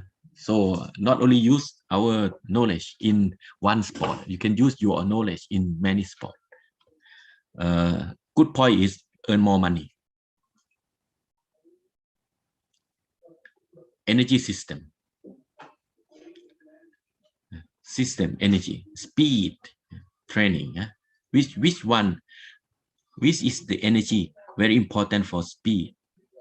Speed in and out, game rhythm, tempo. Yeah? All of this have to think about. Variety of movement, how to maintain speed in the fatigue conditions, how to maintain speed in the fatigue condition. I will mention you at the end of the day. Yeah? Obstacle, disturbance. What is the obstacle and what is the disturbance? That we also have to think about. Game durations, how long your athlete will run. Technical movement, variation, and combination. This is many things we have to be concerned. Okay. See here, energy system contributes in speed and power games. So every energy system are working together all the times. It depends on which energy system contribute more in that event. Here, if you move very short, it's ATP-CP. If you move fast and longer, it means anaerobic glycolysis or anaerobic lactic. If you move slow and getting longer is aerobic glycogen. Yeah. And if you move very long, it fat and glucose. So we have to think about that, how the energy supply in our event, and in training you have to think about energy supply, and you have to train correct, and you have to design your training program depend on the energy supply or the energy need at that day. Because if you want to increase the aerobic capacity and you run too fast until a lot of lactate in blood, that means that day you are not trained aerobic, but because you train wrong energy system, you increase too much lactic acid, and every time you increase the lactate until 7 millimole It means you kill the mitochondria for 3%. This is from Professor Hartman. Here, this is the table for the speed training. Table for acceleration, maximum speed, and speed endurance development. Here you can use as the guideline for your speed training. The guideline for your speed training. Here you see the example. 30 meters 4 times, 3 sets. This is how to design the speed training program. 30 meters 4 times, 3 sets. What is next? Next thing you have to know, 30 meters, how fast you run. 95 to 100%. How many minutes you rest between 30 meters? 2 to 3 minutes. Why 2 to 3 minutes? Because you want to refill the ATP, CP back to the muscle. Here, how many sets? 3 to 4 sets. 3 to 4 sets. How many minutes recovers between the set? 6 to 8 minutes. 6 to 8 minutes. Total distance in the set, 90 to 120 meters. This is for acceleration. Yeah, this is for training parameter for the acceleration. And the energy supply, mainly ATP, CP. ATP, CP. Here, intensity, so it means if you want to do speed training, you have to think about the intensity first. How long your distance you use? If you are in acceleration, 20 to 30 meters. Repetition per set. How many repetition? 3 to 4 repetition per set. Recovery per rep, per repetition, 2 to 3 minutes. How many sets? 3 to 4 sets. Recovery per set, 6 to 8 minutes. Total distance per set, 90 to 120. Total distance for total volumes, 350 to 450. Why we have to limit the total distance in the set, and why we have to limit the total distance of the training section, of the training unit? Because we don't want the athletes to shift from ATP-CP to lactic energy system or to high lactic energy system. You understand what I mean? Eh? Because if your athlete fatigue and you sprint and fatigue, the athlete will gain more lactic. So in the maximum speed, you increase more distance. In the maximum speed, you increase more distance, 40 to 60 meters. 40 to 60 meters. Repetition per set, 3 to 4. Recovery per rep, 4 to 6. Because the distance is getting longer. Roughly 10 meters per 1 minute for recovery. And then how many sets? 3 to 4. Recovery per set, 8 to 10 minutes. Because this is longer distance, you need more time for recovery. And total distance per set, 100 to 120 to 200. Total distance, 400 to 600 meters. What is the energy system? ATP, CP, and low lactate. ATP, CP, and low lactate.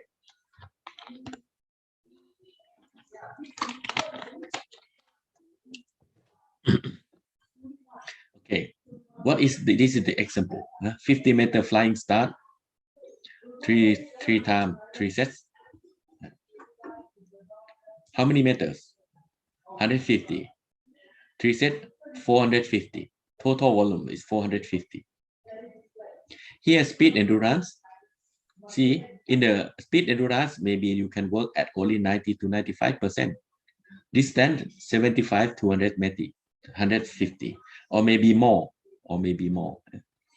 Repetition per set 2 to 5. Recovery per set 2 to 5 minutes. How many sets? 2 to 3 sets. Recovery per set 8 to 10 minutes. Total distance 200 to 300. And total distance the total distance in the training unit is 600 to 900 meters. This is the energy system. This is ATP-CP and high lactic training.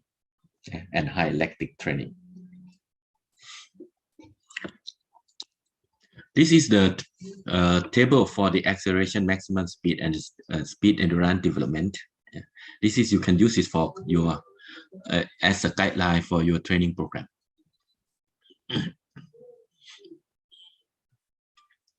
Okay, here we are on the acceleration.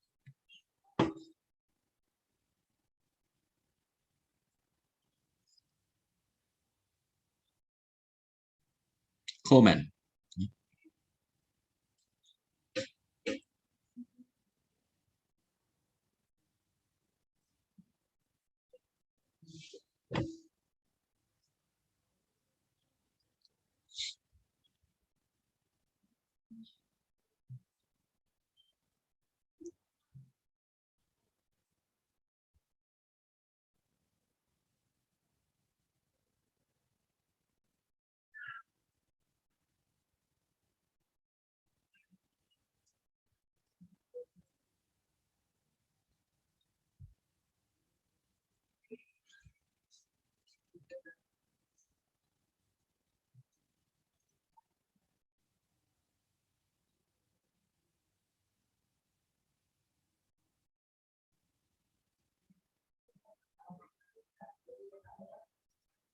Okay, speed changing directions. This is sometimes it's not only good for other sport, but it's very good for our throwers. Learn how to changing directions.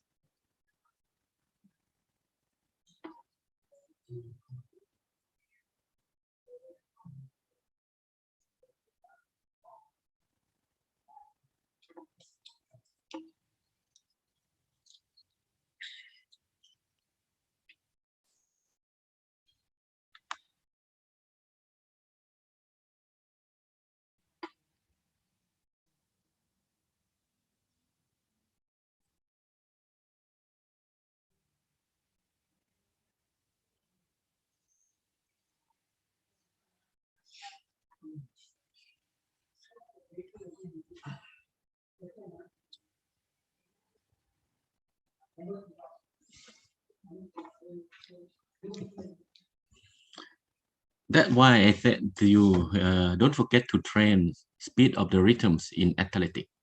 It's very important to increase the speed of the rhythms, especially in the jumpers and throwers. Maybe it's steeplechases, cross country, hurdlers. Most of them are rhythmic event. So one thing we have to be concerned to increase the speed of the rhythm of the athlete.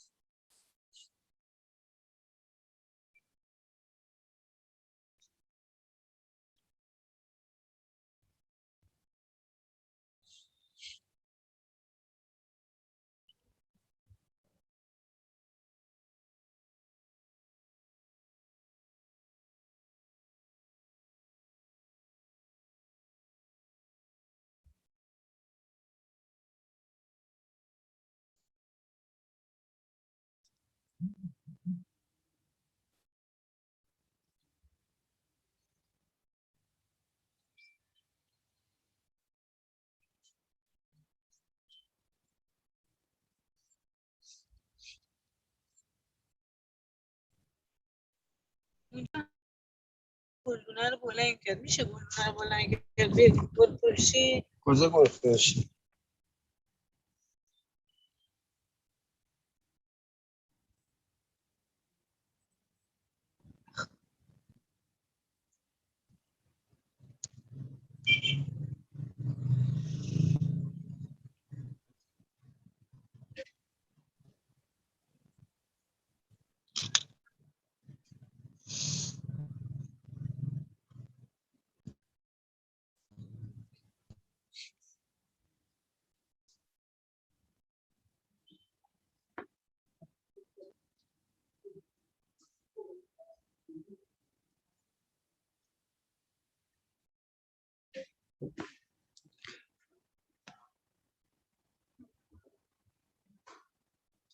This also very good rhythms, rhythm training.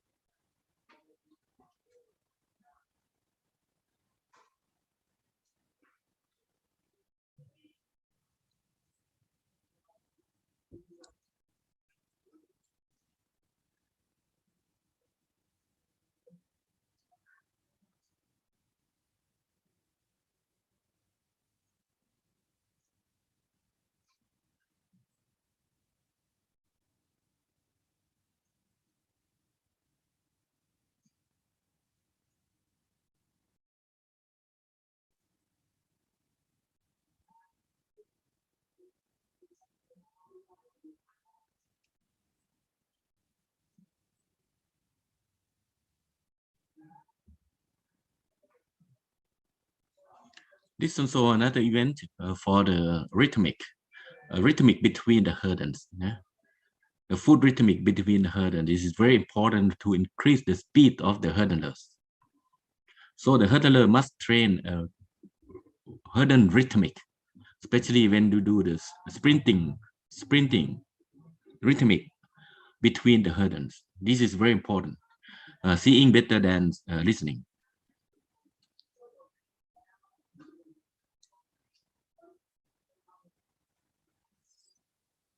Okay. Sorry.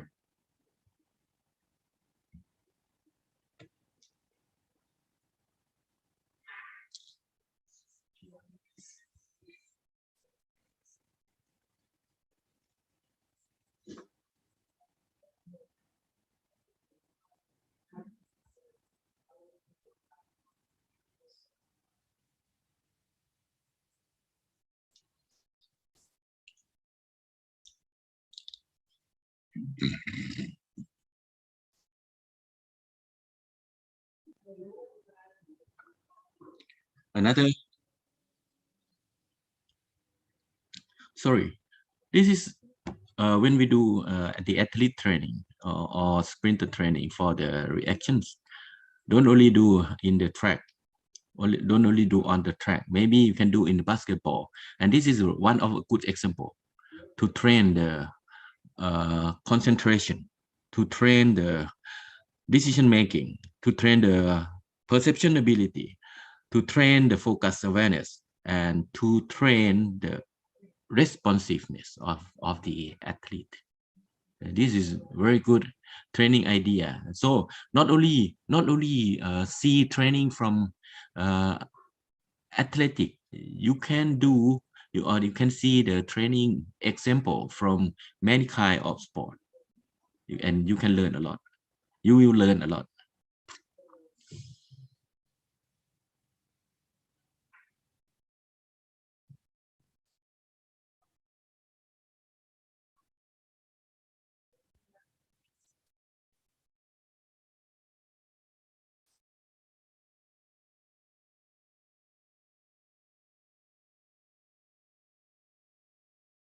Here you can see,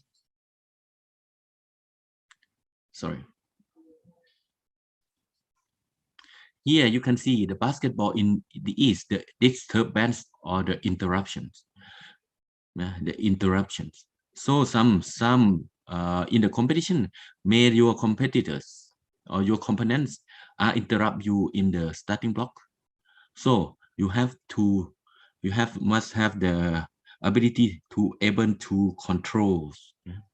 So the interruption, but still can control.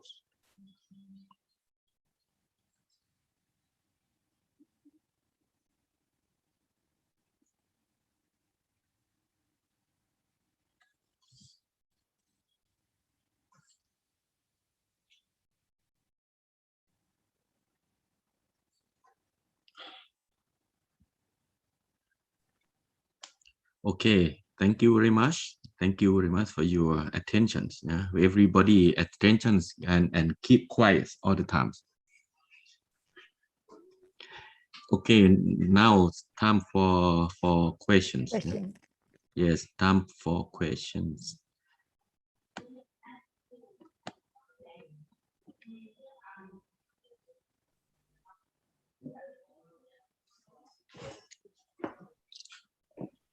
Ria, this time I lecture very fast. Yeah. Yeah. And not over time. Exactly.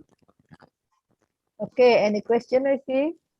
Can I have a question here for Mr. Kavit? Is it okay? Please. Yes, sir. Yeah. Usually when we do this speed training, right? Especially those who are in the sprinting. So I come across to this last time my lecturer did mention that when we do speed endurance, we cannot do more, right? So if we do more, this means that the lactic is there, and then possibly it's not speed endurance, will become a special endurance, whereby you train them not accordingly to the needs of the energy system. What do you think about that? Yes, I'm agree with you because normally in the speed endurance trainings, what we want to do, the thing that we want to do is to increase the ability of the lactate energy system. So to increase the lactate energy system, this is I learned from Professor Hartman.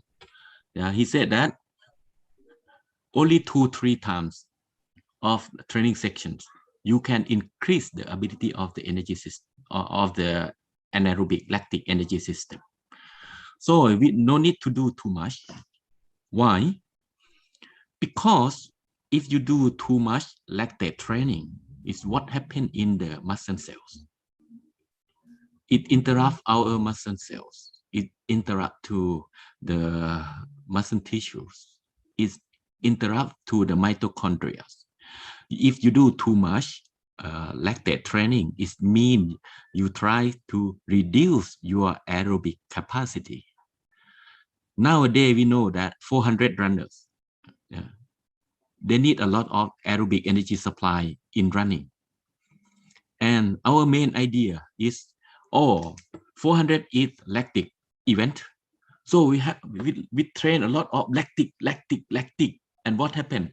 You train a lot of lactic, and that means you cannot increase the maximum speed. Understood? And you destroy the mitochondria. But right now in the world of 400, especially the 400 is the lactic event. Right now, the guy who want to run 46, it means they have to run 200 at 21. Oh. And they have to run 400 at 10:4. I see. Sure. And the guy who want to run at 44, 45, it means they have to run 200 at 20.5. And they have to run 200 at 10:2. 200 at 100 at 10:2. 10:2. Yes. And Very if you much. want to run minus than 44, it means you have to run 200 at 20. And 100 is about 10 flat. The world record holder, how fast he ran 100 meters? 9.9. Yeah, 9.9. Why they can do this? Because they try to improve the maximum speed first. They have very high speed, and after that they make a high speed to be tolerance. High speed tolerance is mean speed endurance. So develop the aerobic capacity, technical movement, maximum power, better maximum speed, and then use the new maximum speed to do speed endurance. To do speed endurance, then you get more speed in the speed endurance training. Don't do speed with very poor. Don't do speed endurance training with very poor speed. So it might means that there's a varies of development stage and also the performance stage of the developing the speed endurance. Yes, correct. Before speed endurance, you have to increase the maximum speed first. This is new training idea.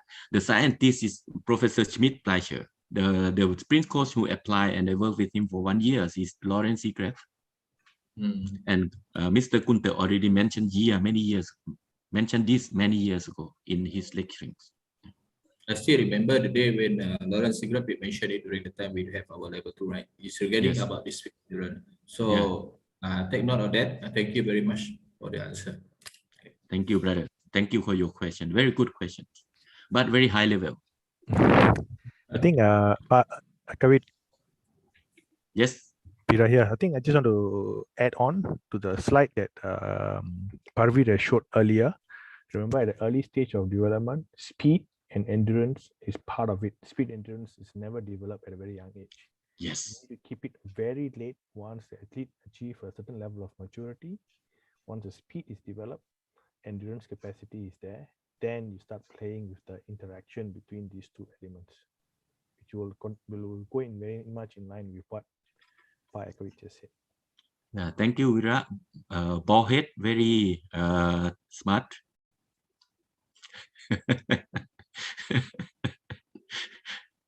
Thank you very much, Vira. Yeah. Me too. To lecture in front of the computer is boring. I have to make fun, okay? Yeah, but the big boss keep quiet there. Yeah, my big boss keep quiet. I didn't. Thank you, Vira, for jump in. Pak Eka, but yes. There is a question on the chat box from Mr. Muhammad Anis. Please, one thing you clear for me. If one athlete naturally running style with a poor extension, but he performed very well, so can I change the natural running style? And last SEA Games, Mr. Lawrence Seagrave worked in Thailand for years, and he changed so many athletes in our national team. Last year our performance is not bad, 10.3 and 20.7 in 200. So one thing, the main training area is to change the running mechanic. But you have to learn him and make him obviously what is he run and what is the new technical idea of training, and then compare. You can use a telephone to compare both the running mechanic of the athlete and the new idea of a new sprinter nowadays. Then both athlete, he can see his problem, and he also can see a new running style, and then the changing will be quick. And maybe you can use the low hurdles. And the low hurdles, you not use full stride length, you do this shortens, and then as he run to increase the step frequency. Yeah, and then you can use the midi hurdles from long to short. The midi hurdle from long to short, and then the athlete will start to increase the frequency. And this is, we not train the leg, we train the brain. Thank you so much. Thank you. Here's my question. Mohammed, where from? Pakistan. Send my regard to your coach's president, Rafiq. Yes. Yeah. I'm the student of the Rafiq. Yes, okay. Thank you. Another question? If no questions, I think you continue with the one? Okay. 5 minute break, Ria. That's okay. I need a break. I need a break. Sure. And okay, after 5 minutes, we start sprint training. Yes. Okay, and we can play. In sprint training, I go fast, and then last 15-20 minutes. Sprint training must be fast. Okay, and the lecturer will be fast too. Yes. as a title. Next one. Okay, have a break, 5 minutes then. Yeah.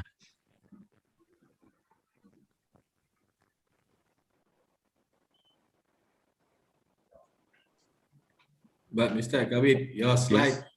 very slow coming. How to get past? Oh, I don't know. Maybe the Wi-Fi very slow because this is 4G, not 5G. Oh, I see. Because with speed training, you need complete recovery. I think recovery period is less. Yes, that is the ending to it. You're right, Mr. Pabir. Javier, good point. Good point. I give you 2 points.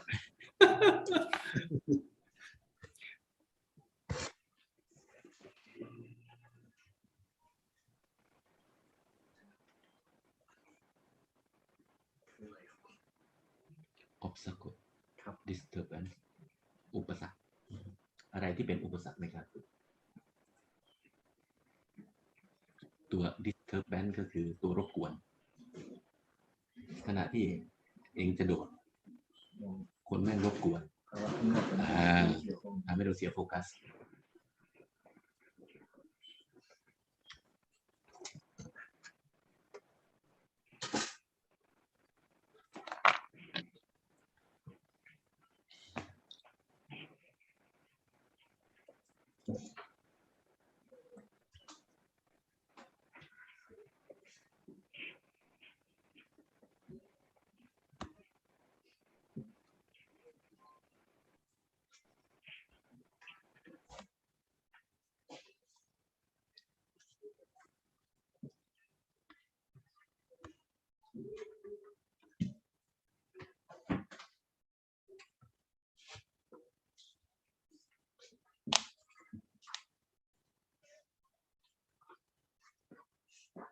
ชาติแก้นี้เลยเว้ยไปแก้ไอ้ปลายมันพิมพ์ไม่ครบเนี่ย to run their fastest โอเคเนี่ยตกคำว่า run เนี่ย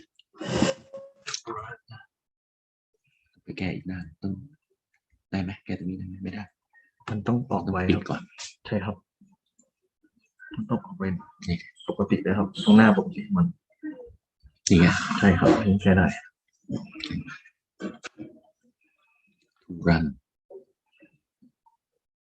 ปลายพิมพ์ตกเฮ้ย to run ถึงนี้ to run UN เรียบร้อย thank you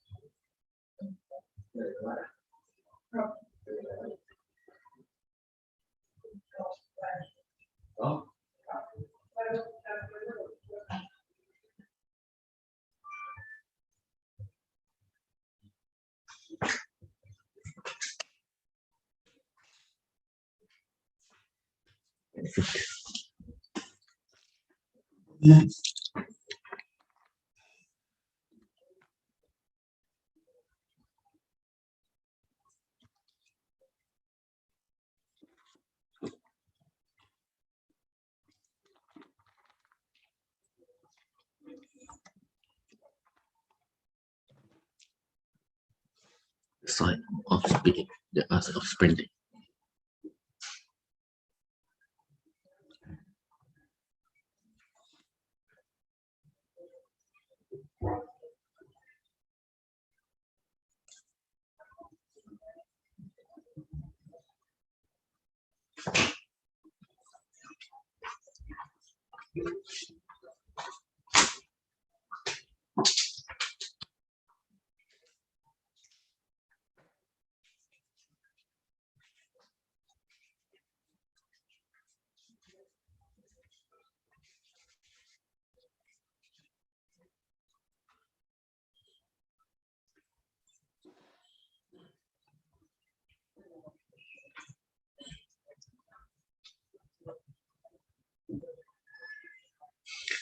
ที่มันน่าเศร้าเนี่ยไอ้ที่กูรู้ไม่ได้ทำในทีมนั่นแหละครับอาจารย์ผมคิดว่านั่นแหละครับสิ่งที่อาจารย์รู้เยอะมากเลยนั่นแหละครับในทีมนั่นเสียดายกูไปทำกระโดดเลยกูไปทำจุ่มดันแชมป์ซีเกมไม่ง่ายแต่ไอ้ที่เนี่ยทำยากมากมันอย่างว่าอะไรครับมันเปลี่ยนไม่ได้ครับจริงๆมันต้องเปลี่ยนโปรแกรมหลายตัวเหมือนที่อาจารย์พูดเมื่อกี้มึงต้องพัฒนา maximum speed ที่สูงกว่าที่จะทำ speed endurance แต่เราต้องซ้อม speed endurance แล้วไปแข่งไปทำ maximum speed ใช่ครับเวลาแข่งก็เป็น speed endurance เหมือนเดิมตัว speed มันยังไม่ทันขึ้นใช่ครับเพราะมันต้องใช้เวลาในการสร้างแทนที่จะให้รถวิ่งได้5 เกียร์รถวิ่งได้2 เกียร์รถวิ่งได้4 เกียร์ใช่ครับวิ่งได้4 เกียร์แล้วเอาไปแข่งกับรถที่วิ่งได้5 เกียร์ครับแล้วรถวิ่ง5 เกียร์ไม่มีการทนด้วยครับตายเลยนั่นแหละครับจบเลยเนี่ยเป็นอย่างนี้แหละแล้วก็ยังมีโค้ชที่ทำอย่างนี้เยอะมากที่ยังทำเราเล่นกูทำแบบที่อาจารย์พูดกูรู้เรื่องนี้มา15 ปี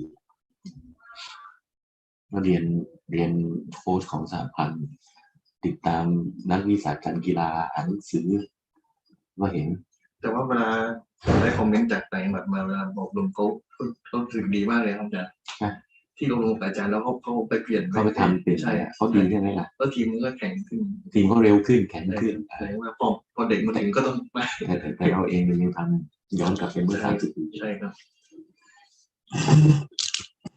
ที่เหรียญยังทำผิดอยู่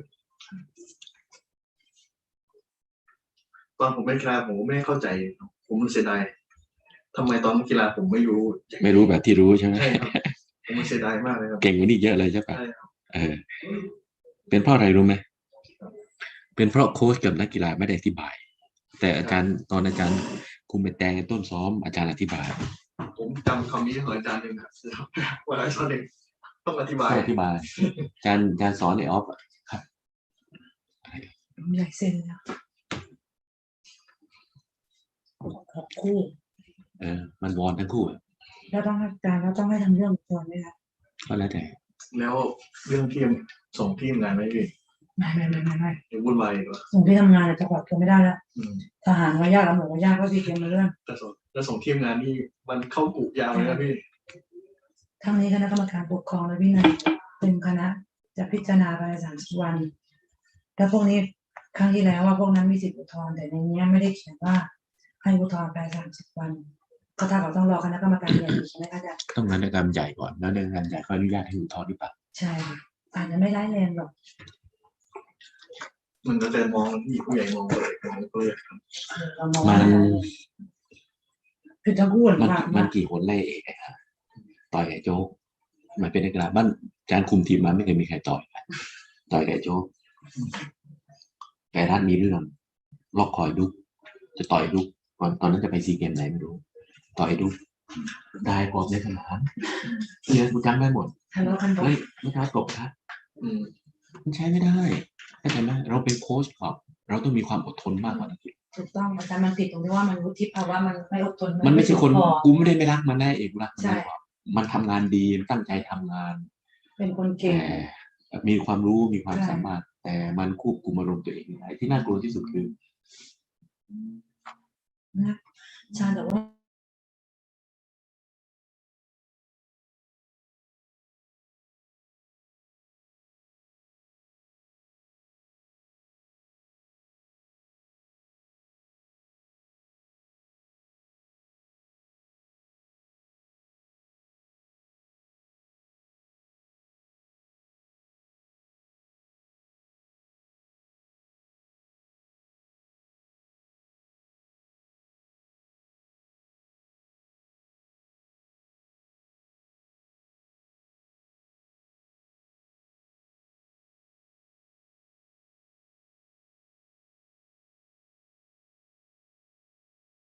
Okay, Ria, I'm back. Yes. How many of them are back? Yeah, they are here. They are here. Good. Okay. I can do share screen, huh? Sure. And then start. And then last at the end of this unit, you help me to read from the chat room. Yes. Okay, good. Because I will give some workshop for them. Easy workshop. Okay.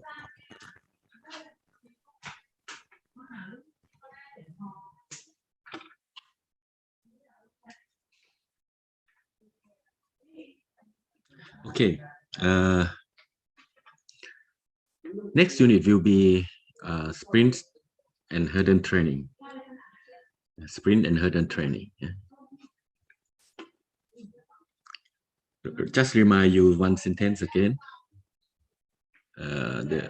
For the sentence of Mr. Tom Taylor, who wrote the book The Science of Speed and the Art of Sprints, and he's worked with the Carl Lewis, when Carl Lewis is the great sprinters of the world at that time. If you want your athlete to run their fastest, they have to run with the correct technique. What's correct had to be based on science. Based on science. It means the coaches have to understand the science. Maybe I recommend you to go back to school and study physics. Okay. The phase of the sprinting. Yeah? On your mark, set, start, acceleration. And after acceleration, do transition, maximum velocity, speed maintenance. And then we talk later, okay? In the on your mark position, sprinter assume at optimal starting positions. At the on your mark, optimal positions, optimal starting positions. In sitting position. In the set positions, the sprint prepare for the following phase. Yeah.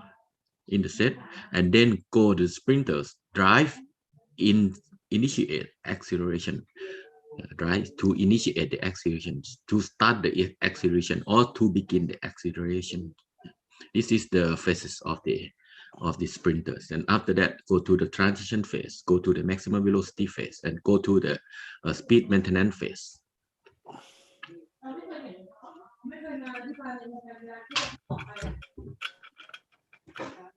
On your mark, set the whole sequence, drive and acceleration. On your mark position, sprinter set the block and assume the initial positions.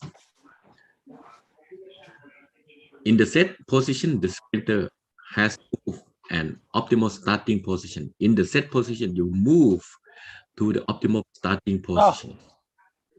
In the drive phase, the sprinter leave the block and take the first stride. Maybe only one opportunity, the athletes can do full extensions of the drive leg here, but mostly still almost full extension. Maybe here you can do full extension of the hip, knee, and ankle. In the acceleration phase, the sprinter increase speed and make the transition to the running action. Transition to the running action. So we discuss about this transition into the maximum speed later.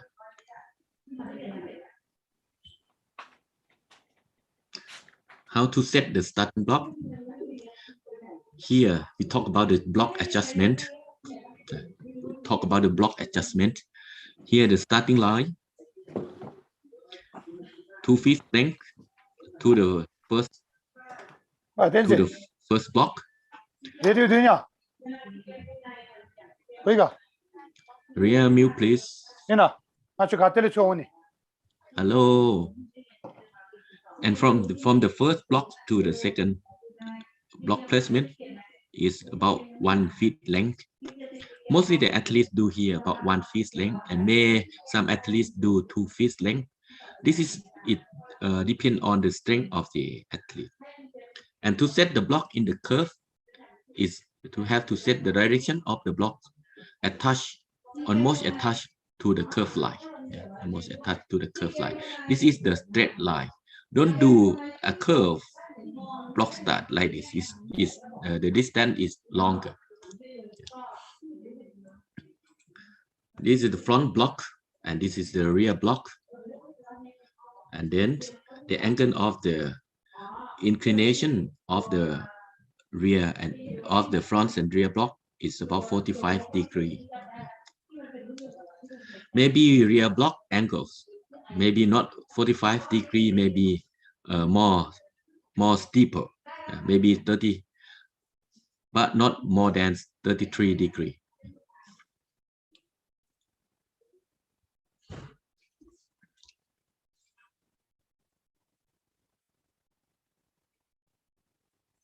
Okay, on your mark positions.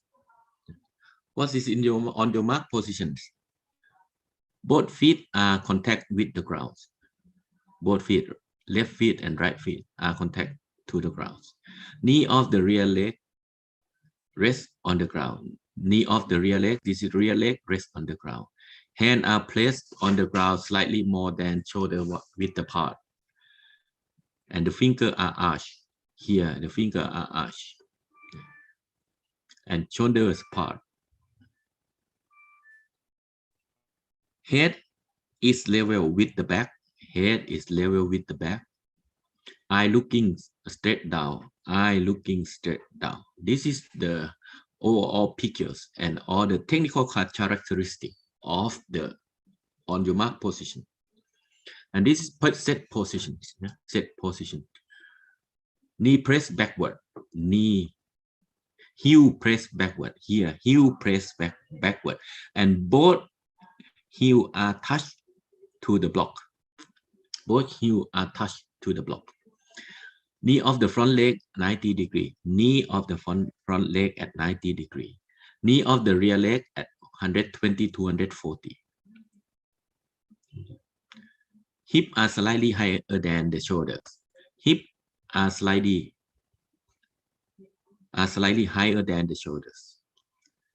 And here shoulder are slightly ahead of the hand, and shoulders is slightly ahead.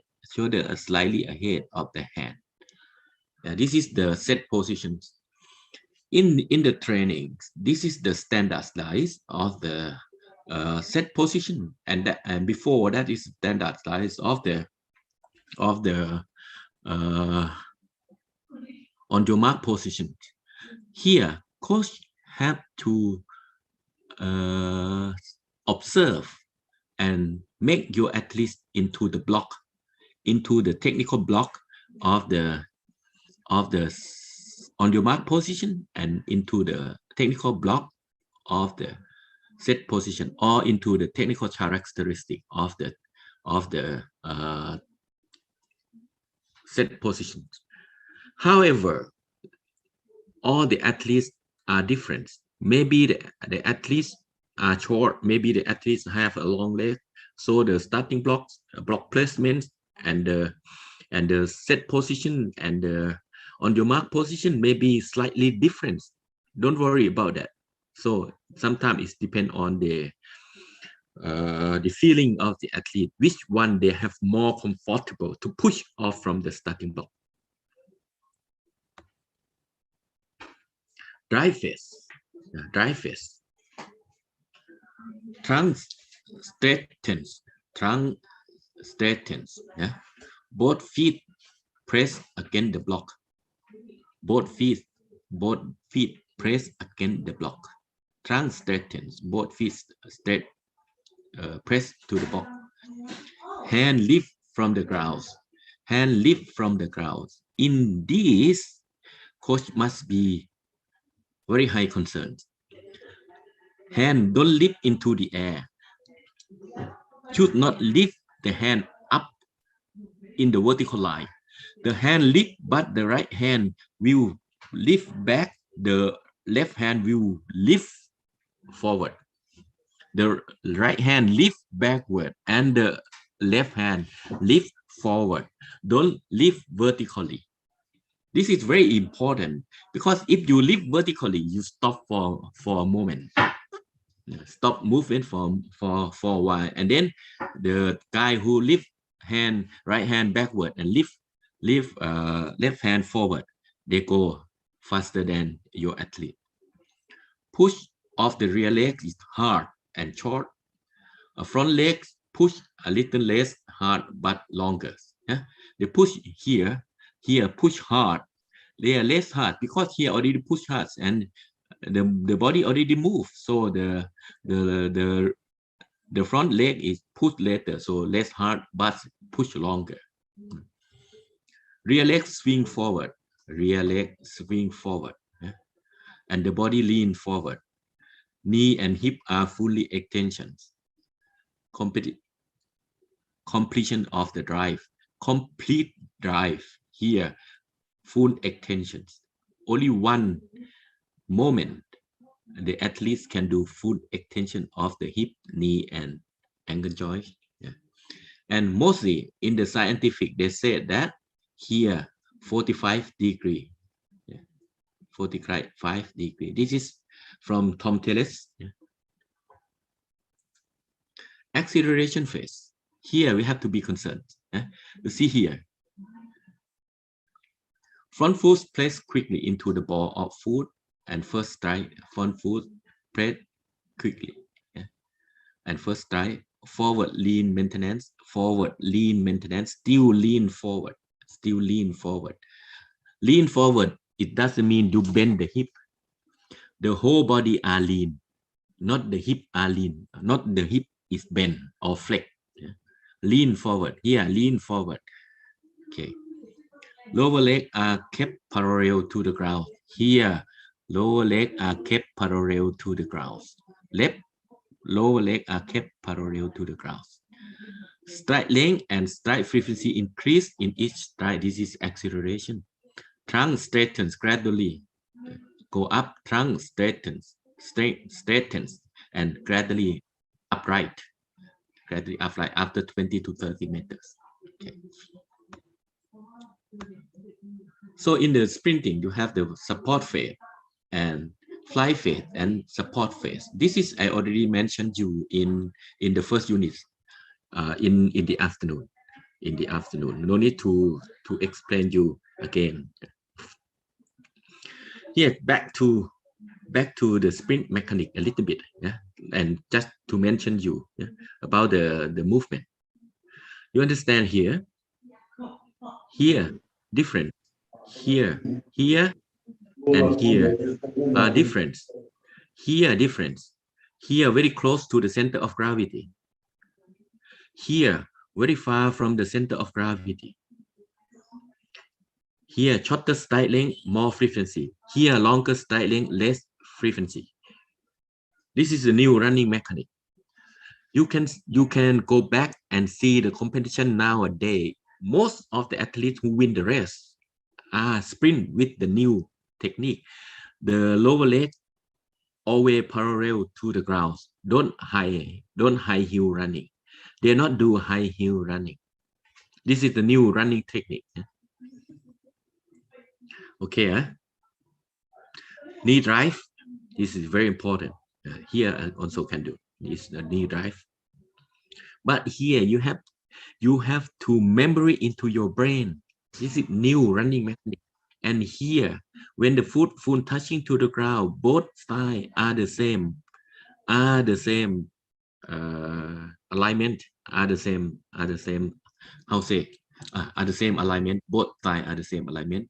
And don't forget the foot landing 1 foot length in front of the center of gravity. See this? Okay. Here flight phase already mentioned in this morning, but give more detail. Knee of swing leg move forward.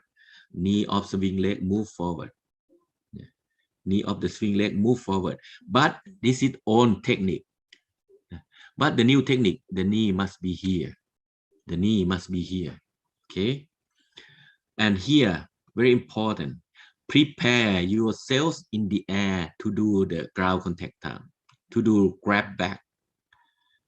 Prepare. Dorsiflex and dorsiflex make the pretension of the Achilles tendon and the calf muscle. Then they have a pretension. They are ready to contract immediately when the foot when the feet touch to the ground, when the feet is touching to the ground, they can move immediately. Yeah, and you have less ground contact time here. If you don't do this and the toe down, you create more ground contact time. And here, sweep backward. Here, come and sweep backward, downward and backward. Or we can say short, grab back, grab back.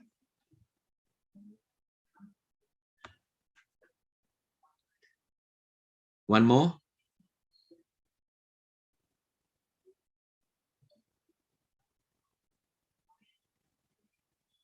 See the level of the thigh. Yeah? See the level of the thigh.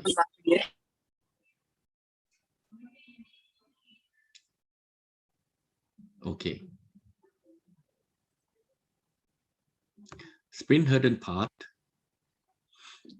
Sprint hurdle you have take off, whole sequence, clearance, and landing. Clearance and landing. How to do the clearance and how to do the take off and how to do the landing, we talk later. So, what is sprint hurdles comprise? Two elements, sprint between the hurdles. And this is, I already mentioned you in the speed training. What kind of speed between the hurdles? This is speed of the rhythmic. Speed of the rhythmic. We can say hurdle rhythmic. Why most of the all the athletes who want to increase the ability of the hurdling, they train with the shorter distance hurdle because they want to increase the rhythmic, the speed of the rhythmic between the hurdles. And hurdle clearance, this is the hurdle clearance. This is the hurdle clearance. So, and then in the landing, how to minimize braking force here, how to minimize the braking force here. Start to the first hurdle, approach to the first hurdle. Yeah, this is 8, 1, 2, 3, 4, 5, 6, 7, 8, 8 strike before the hurdles.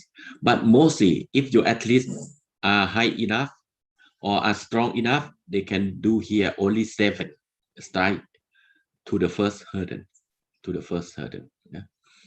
And here 3 strike rhythms, 3 strike rhythm.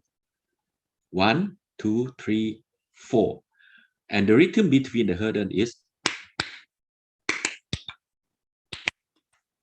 you hear that? This is the rhythms of the foot when the athlete running between the hurdles. That means that's it, the rhythmic. So the key elements of the hurdle training, one key element of the hurdle training is to increase the speed of the rhythm of the foot between the hurdles.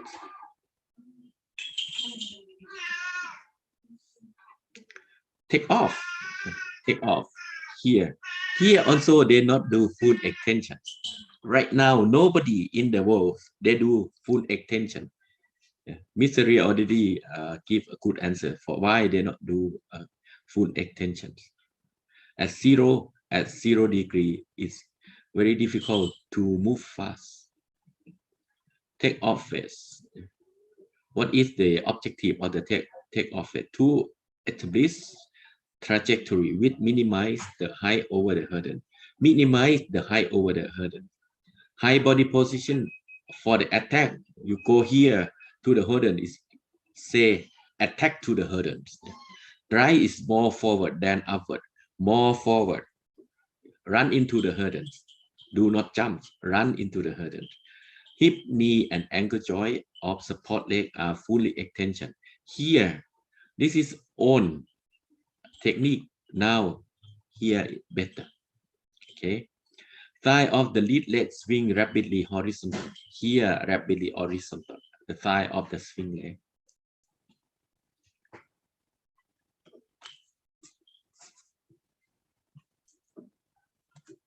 This is the clearance phase. Yeah, the clearance phase.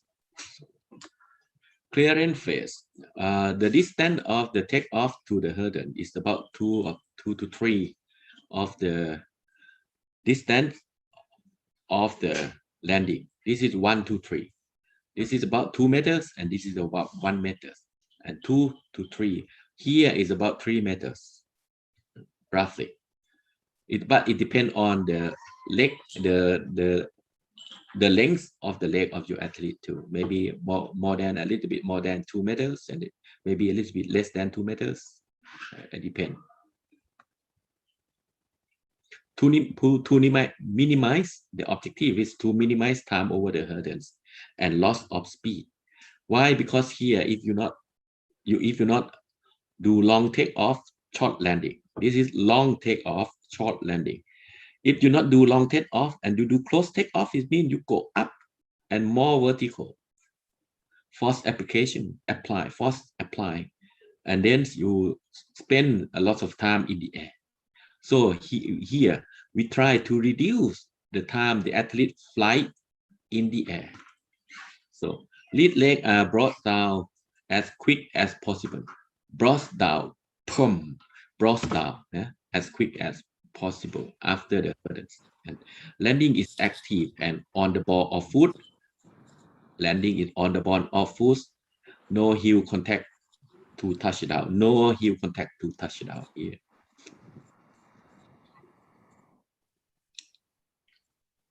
Hurdle clearance. Now we talk about the lead leg. This is the view of the coaches. Here we see from the side view, and here we see from the front view. What we see from the side view? We see the side view, we see the toe up, we see the level of the leg and the knee, we see the body bend. But in the front view, we see the direction of the leg. The direction of the leg is go forward or not. Here go forward or not. In the good direction or not. Straight line or not. Yeah.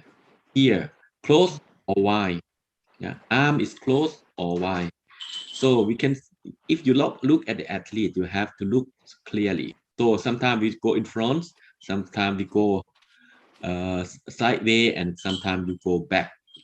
And if you have drone, maybe you can see from the bird eye view.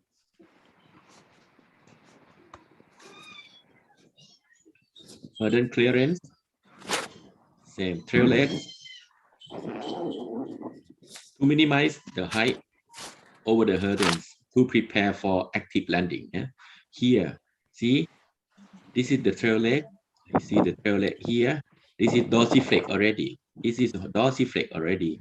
And the thigh and the hip almost same level. Yeah? And here the knee is go up, and the foot is almost touched to the hurdle.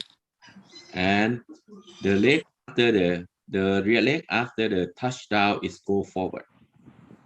It's go forward. Okay, yeah.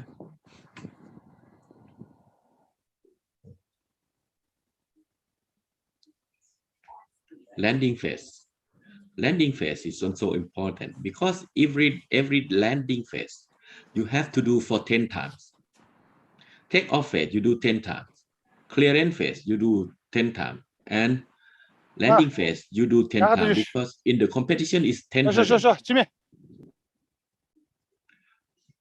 So here very important in here is this is the key element or the key phases. How to reduce the braking force after you clear the hurdle. This means landing from the hurdles. Yeah. Landing from the hurdle. Here, toe up, and here you press down from the hip extensions. You press down, you press the foot down, and here foot is toe up. This means you do dorsiflex, and then here you press down to the ground, and then here swing past very fast. The rear leg swing past very fast, and here almost full extension to continue to the next hurdle.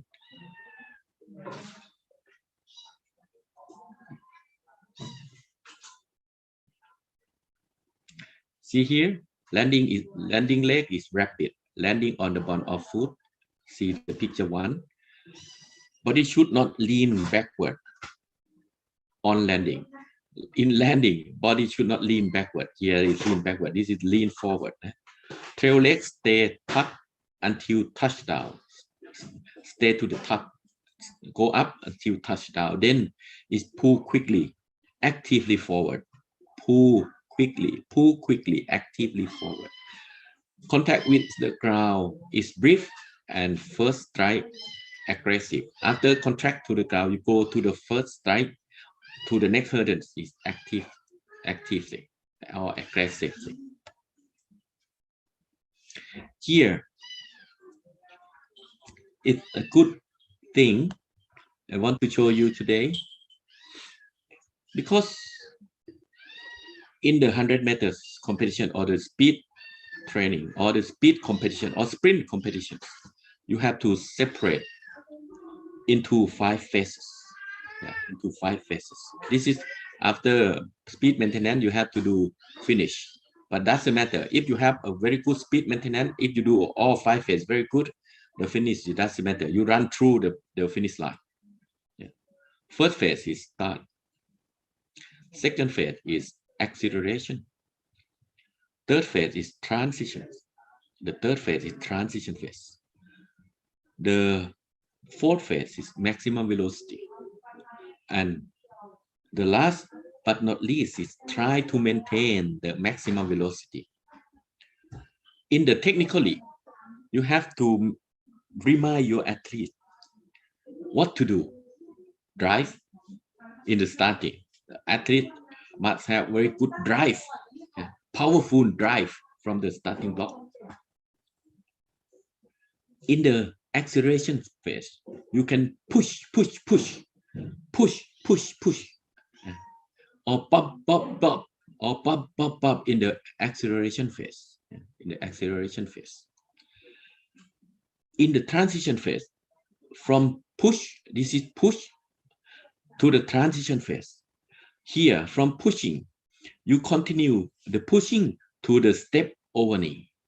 To the step over knee. Here is the phases of sprinting. It transitions. It's transitions. After transition phase, you go to the maximum velocity. Here you get into the maximum velocity. And the thing you have to do is grab back. Grab. Powing. At the end, before the finish line. The track are very hot. You have to reduce the stride length a little bit and still remain the stride frequency. If the competition is named, in the competition, thinking in the brain of the athlete is hot track. Quick move. Continues. Drive 5 things the athlete have to remind in the brain during the competition of the 100 meters or the sprint of the sprint competition. Yeah. Drive, push, or pop, step over knee, grab back, hot track. This is the training model of Mr. Lawrence Seagrave that I learned from him. And this is drive, push, step over knee, grab back, hot track. Yeah. And you have to train the athlete get into the training technical model training. You have to start drive to push. Maybe sometimes you push to step over knee. Sometimes you step over knee to grab back, and sometimes you grab back and to hot track. This is training technical model or rest model training.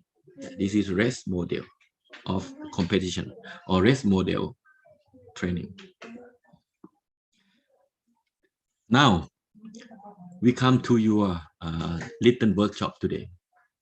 We will come to your little workshop today. Okay.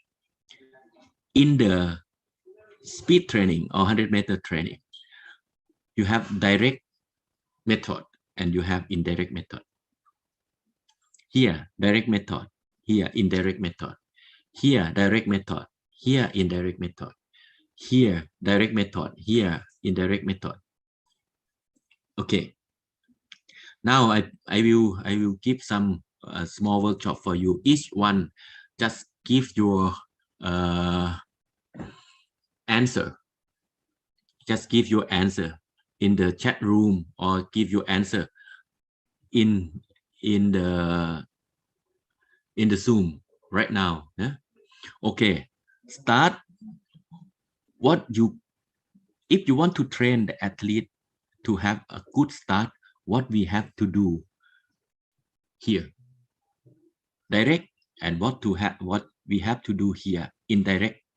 What the exercise here and what the exercise for training here. Okay, start. Group, this is the question to you. This is the question to you.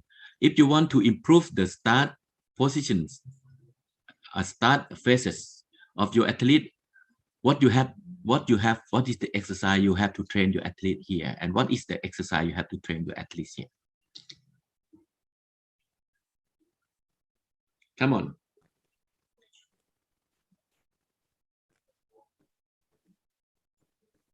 Nobody in the room? There is a response from, there is some response, Pak. From the chat room, eh? Yes, from the chat room. Ria, you help me to read from the chat room. Eh? Okay. Now we have. Okay, shall I read it now? Yeah. Yeah. Please. Okay. Direct reaction drill start from different position. Good. Reaction drills. Yeah, because we want to improve the reaction of the athlete. Yeah, and another one is reaction drill from start. Same. Reaction drill from start. Okay. That is the direct method. Yeah, direct method. Indirect is starting strength on. Starting strength on. Starting strength on. Sorry. Starting strength on power.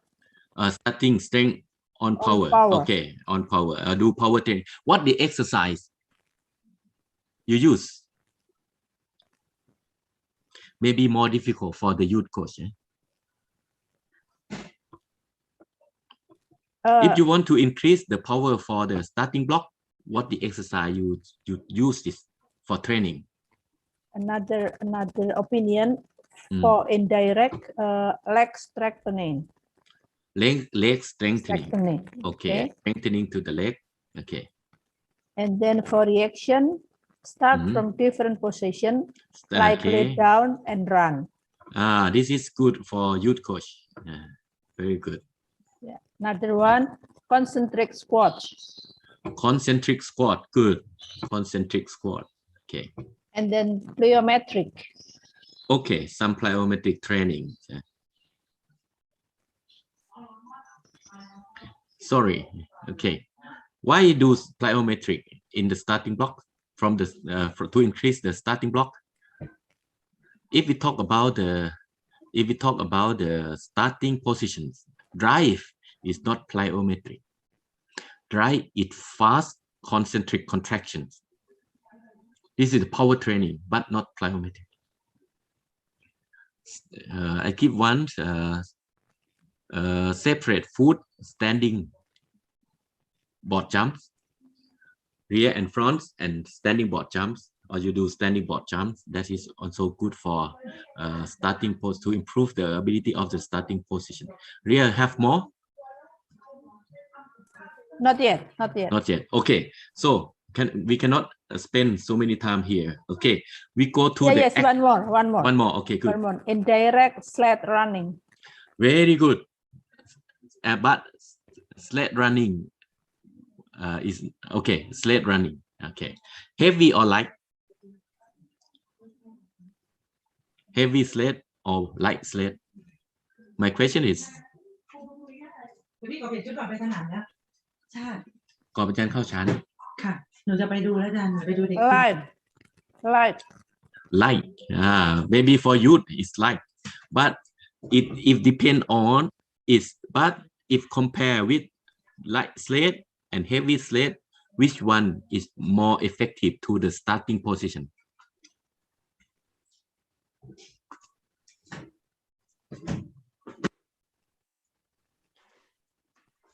Now become very good. how to apply the knowledge to the training situation. It's not you only have knowledge, but you don't know what to do. Here, I write what to do in training.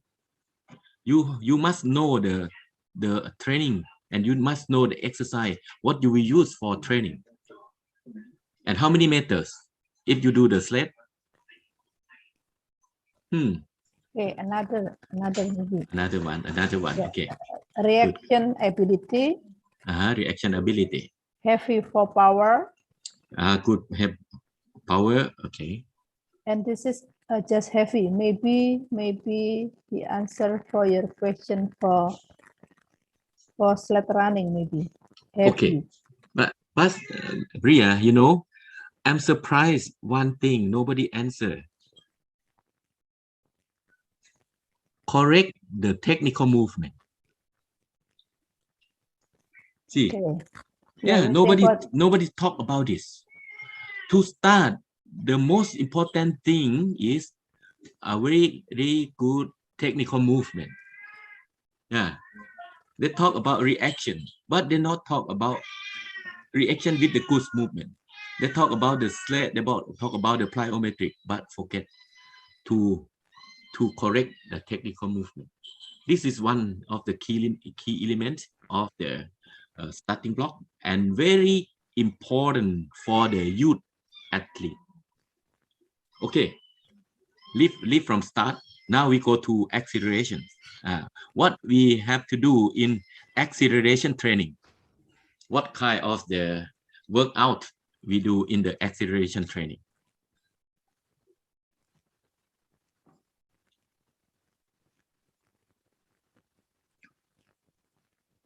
What is the workout we can use for the acceleration training? Okay, direct and indirect.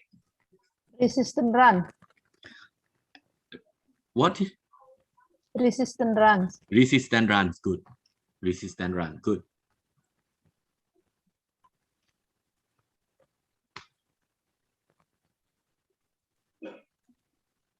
More? Not yet. Not yet. Come on. Come on. Remind you are level 1. Just remind you are level 1. Yes. Focus on right running from while accelerating. Okay, good. Technical training. Technical training. Direct training. Yeah. Direct method. Yes. This is direct. So sled runs, hill runs, resistant runs. Good. Sled run, hill run, acceleration phase. Okay. Some more? Will be coming, I think. Uphill sprint. Uphill sprint, good. Very good. You can talk also. The participant, you can talk with me also. Yes, please, not only chatting. So please, if you would like to directly answer. Two-way. I don't want to do one-way communicate, okay? I want to do two-way communication. It make more fun for me. And more fun to you too. This make you have to think what you have to use for your training today. If you want to increase the acceleration of your athlete. If you don't know, how can you train? What about some kind of a coordination training? Coordination training, okay. Yeah. Coordination training. Yep. Hopping, branching. Hopping, good. Okay. Then flying short sprints like 30 meter to 50 meter. Flying short. How long for the distance the athlete do acceleration in 100 meters?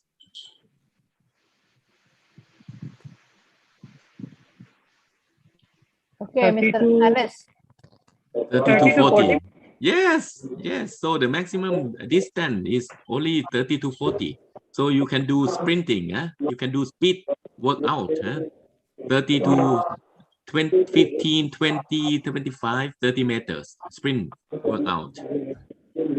But you have to remind the athlete to do the lean forward when they do speed workout.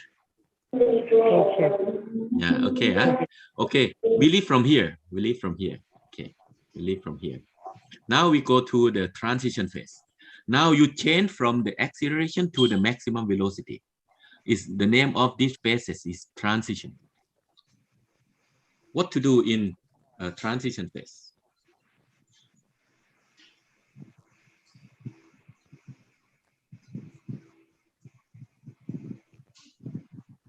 What is this phase? Step over knee. To do the step over knee, which is the muscle very most important.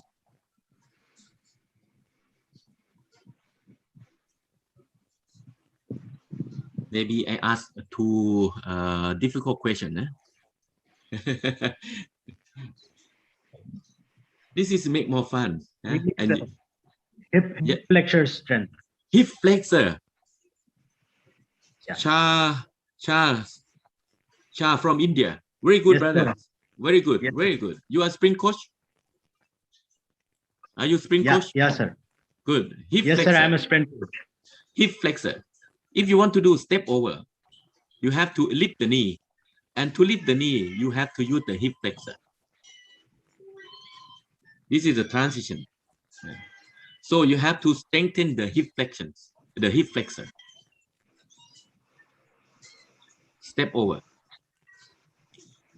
Or you can do the quick coordination and transfer to sprint. You do high knee and speed. You combine high knee to speed. High knee, getting fast, and then you continue with sprinting. This is transition phase. Okay?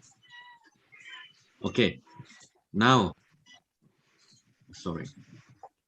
Now we go to the next phases. What you have to train in the maximum velocity.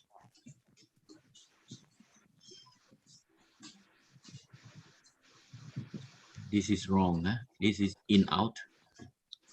Give me some example, training example, or training work out. Is it streets upper portion? Straight upper portion. Set up proportion. Okay. We can do some sprint floats and sprints. Yeah, floating sprint, very good. Floating sprint, flying start. Yes. Yeah. How many meters? So we can go for 20 meters or 30 meters maximum. Like for the sprint phase, we can go for 30-meter maximum. And for floating as well, we can do 20 meters each. Yes, good. Yes, good. Yes, very good.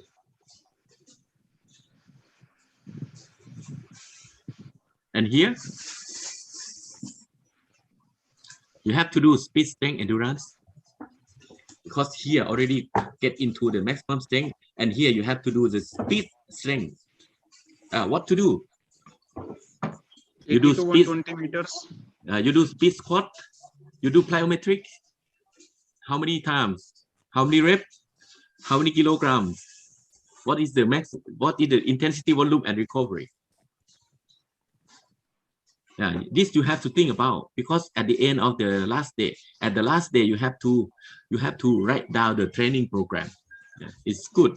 I just want to give you an idea what to do, not only know the phases, what to do, and how much. Okay, you can do assistant run, downhill running. You can do in and out, yeah, and in and out. Here, technical movement, you can do in and out.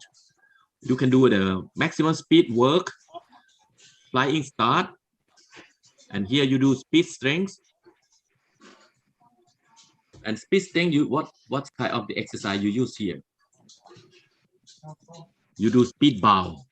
You do uphill running, or you do stair running. You do speed power. Okay, good. Okay, good. Last but not least, at the end of the race in the 100 meters, you have to try to maintain the maximum velocity. Maximum velocity maintaining. So, direct training. What is the direct training and what is the indirect training? Okay, direct training, what you do? 80 to 120 meters repetition work. How many meters? 80 to 120 meters. It can be in the form of 3 into 120 meter or 3 into 80 meter. Yeah, thank you, brothers. Thank you, Kumar. Deepak Kumar. Yeah. Thank you, India. And no participant from other country, only India in my room.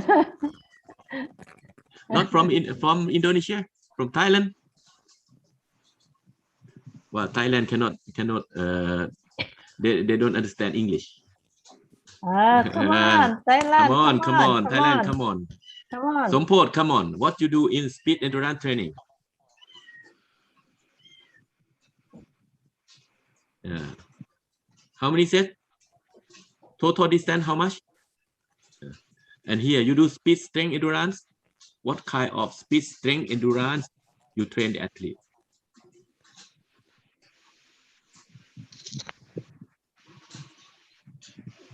Bounding. Bounding, good. Bounding. How long? About 20 to 30 meter. 20 to 30 meter. Okay, not bad. Muhammad. Juraini. Juraini. Okay. Muhammad Juraini is 800 runners. Huh? This is from Runa. Yes, sir. Runa. He's from Brunei. No. Not From from Runa, Malaysia. Runa Laila from Bangladesh on the chat From box. Bangladesh. Okay, thank you. Timing, expected running, and proper timing. Timing, expected running, and proper timing. Proper timing. Okay, good. Shuttle runs. Shuttle run. Good. Shuttle run. Can do. Yes. Philippines.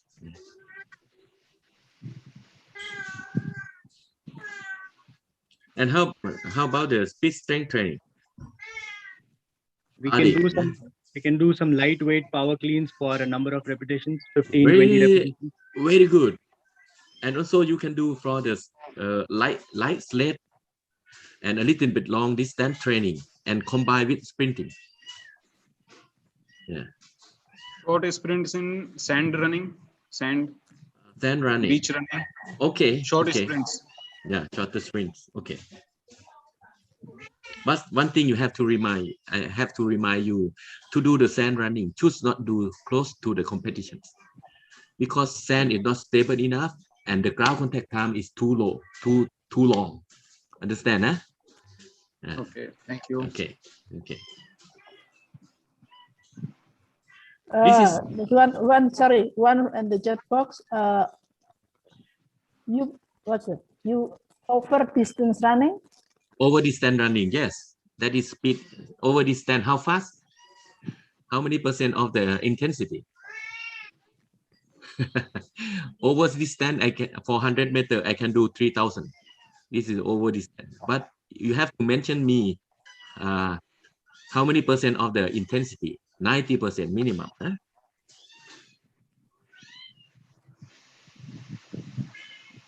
Okay, Ria. Yep. This is 401. One part 4. 1 minute part 4. Yeah? Okay. So we have extra 1 minute then. Okay, extra 1 minute. No problem. Man.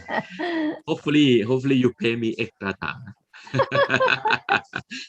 Okay, I think this is very good, and I think all the coaches, you must keep this model in mind, because every phases of the sprinters are different movement and different need of training or of the training. Yeah.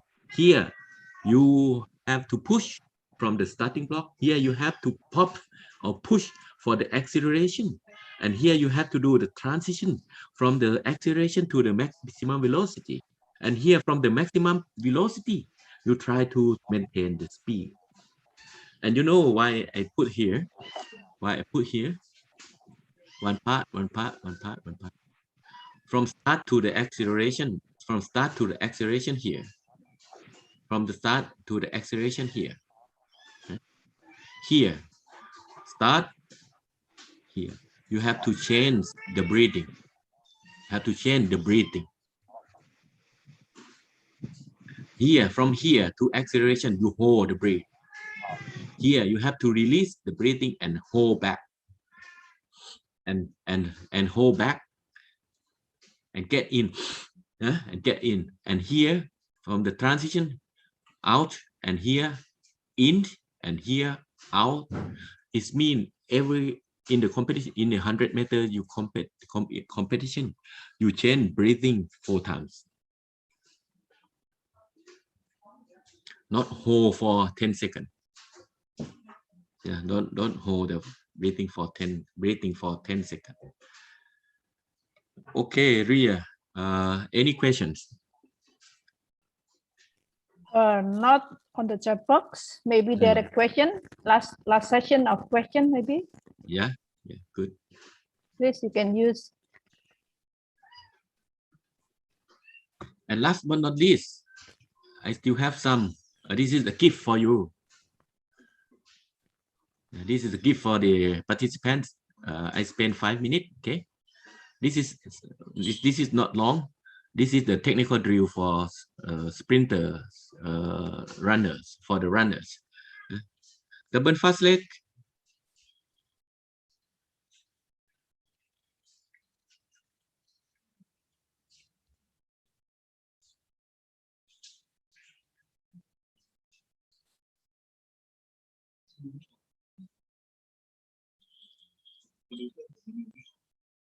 Alternate fast leg.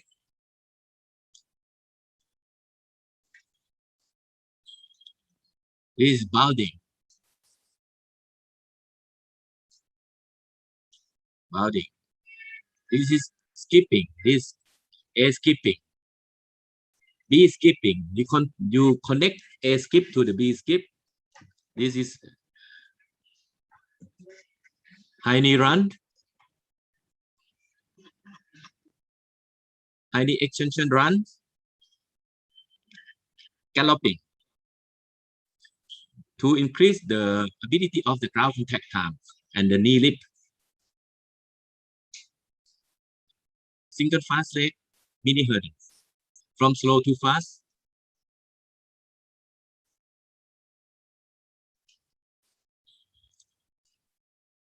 This is from slow to fast. Now you train the brain.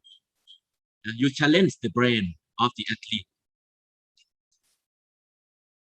This is to challenge the brain of the athlete because you change the pace of the speed.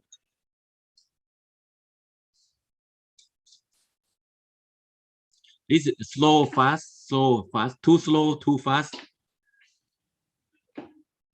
This is pawing action. This running over the mini hurdles.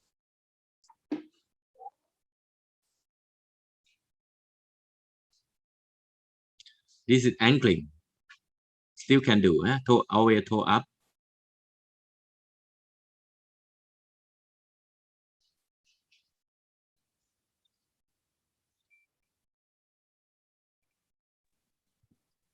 Knee lift also, back lift, knee lift and back lift also.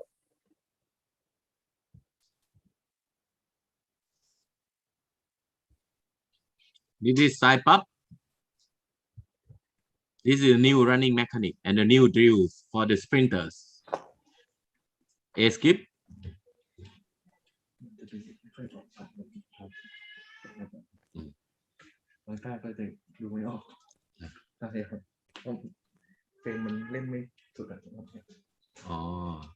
Frame มันช้าใช่ไหม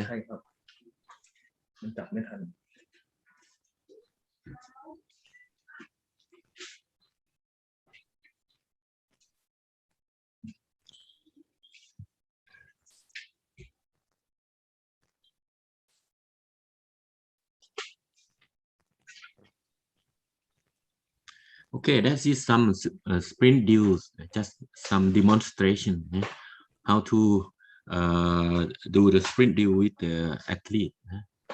Not many, but a lot of exercise, and each exercise are different technical movements. Now we come to some simple strength training with the rubber band. And here you can train everywhere.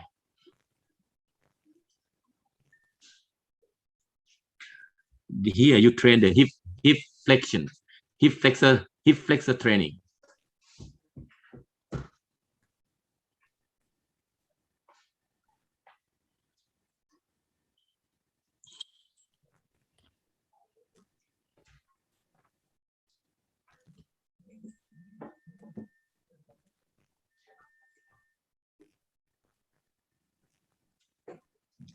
Here hip rotator. Here some hip rotator. Both leg. When you do forward, you have to do backward. Forward, and this is the backward rotate. Backward rotation. And here, hip extensor. But the body still remain in a good position. And here from arm action. This is here from arm action. This is here for shoulders. Yeah, to increase the strength of the shoulders for the arm swing in the sprint competition.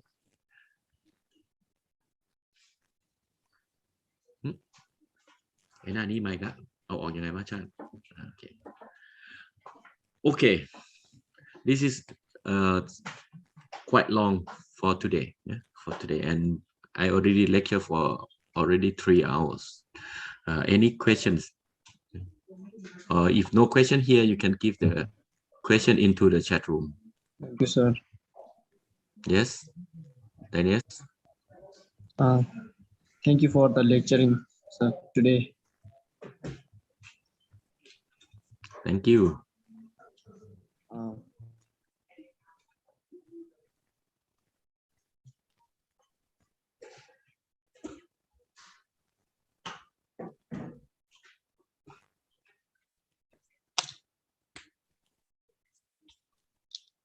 Any question? I don't think so. Maybe.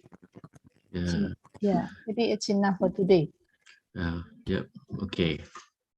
I myself, I work with sprint team. Sorry, Highlands. Mr. Ekawat, sorry. Yes, please. Yeah, just want to ask for the running drills. The age for the applying the running drills, starting around like 13 to 14 and above for the running drill. That's how the video you show. So we can apply from their age 13 and above. Or younger. Younger can also. You can. It's very good for them. Okay. But you have to spend some time to learn. I trained one boy. I trained one boy who's less than 12, and now he can do so many things. Oh, okay. Because I was thinking also if I taught them earlier, it's make them a bit burden to them, or it's a good thing we train them earlier, much earlier, during like 10, 11, 12 years old. We already showed them the running drills. You ask them to do the gallop with the mini hurdle. It's make a lot of fun. Yeah. For now, because at school, what we do for the basic, we use the ladder drill. Yes, good. And then some of the like bounding, and then some with the escape, B-escape. But because it's very hard for the beginner, right, to do the escape and the B-escape, so we do it slowly. But then it improves. I think around like 1 to 2 months, it will improve. Yes, very good. Yes, very good. This is neuronal variability. Okay, thank you. Yeah, only some exercise the youngs cannot do a lot, like a bounding. They can learn the bounding technique, but no need to do a lot of distance or a lot of repetition of the body. Like heavyweight for our athlete below 15, we still use the body weight only. We are not using the weightlifting because I think it's good. Okay, sorry for me to interrupt you. Below 15, you can do weight training, but not maximum strength. You can do a weight lifting technical training.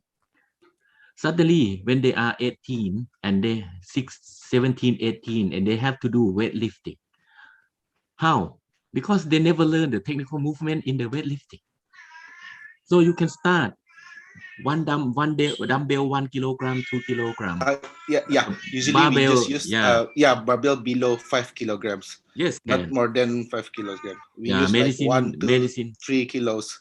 Yes, good. Medicine ball, rubber band, and even you can teach them how to do clean with the 15 kilogram bar. Okay, thank you. Yes, Good a technical information, yeah. training in the weight training or the weightlifting, one of the key elements of how to success in the strength training. Lack of technical movement in the strength training is mean a strength training is fail because you train wrong muscle group. Okay, very good, very good. Yes. Okay, thank you, Mr. Kawat. Yes, please. Pak Eka, are you still okay with one more question? Why not? Okay, from Mr. Anis of Pakistan. Yes. Can you please tell me how many strength work in a week for a young athlete and endurance work in a week for young sprinter? For young sprinters, yeah. For recoveries, mostly if do sprints and start 2 a week, and every time should be 72 hours apart. 72 hours, minimum 48 hours, but for the young athlete better 72 hours. And endurance training, maybe we do 3 times a week for the young.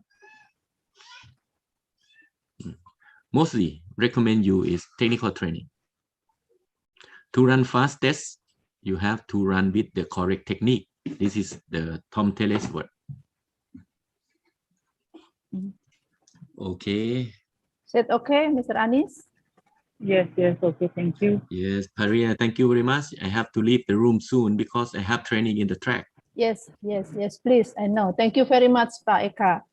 Thank you very much for everybody. Okay, and so see you tomorrow. So everybody, see you tomorrow at the same time, 10 o'clock, because we will start every day at 10 o'clock Jakarta time, and then we will use the same Zoom ID.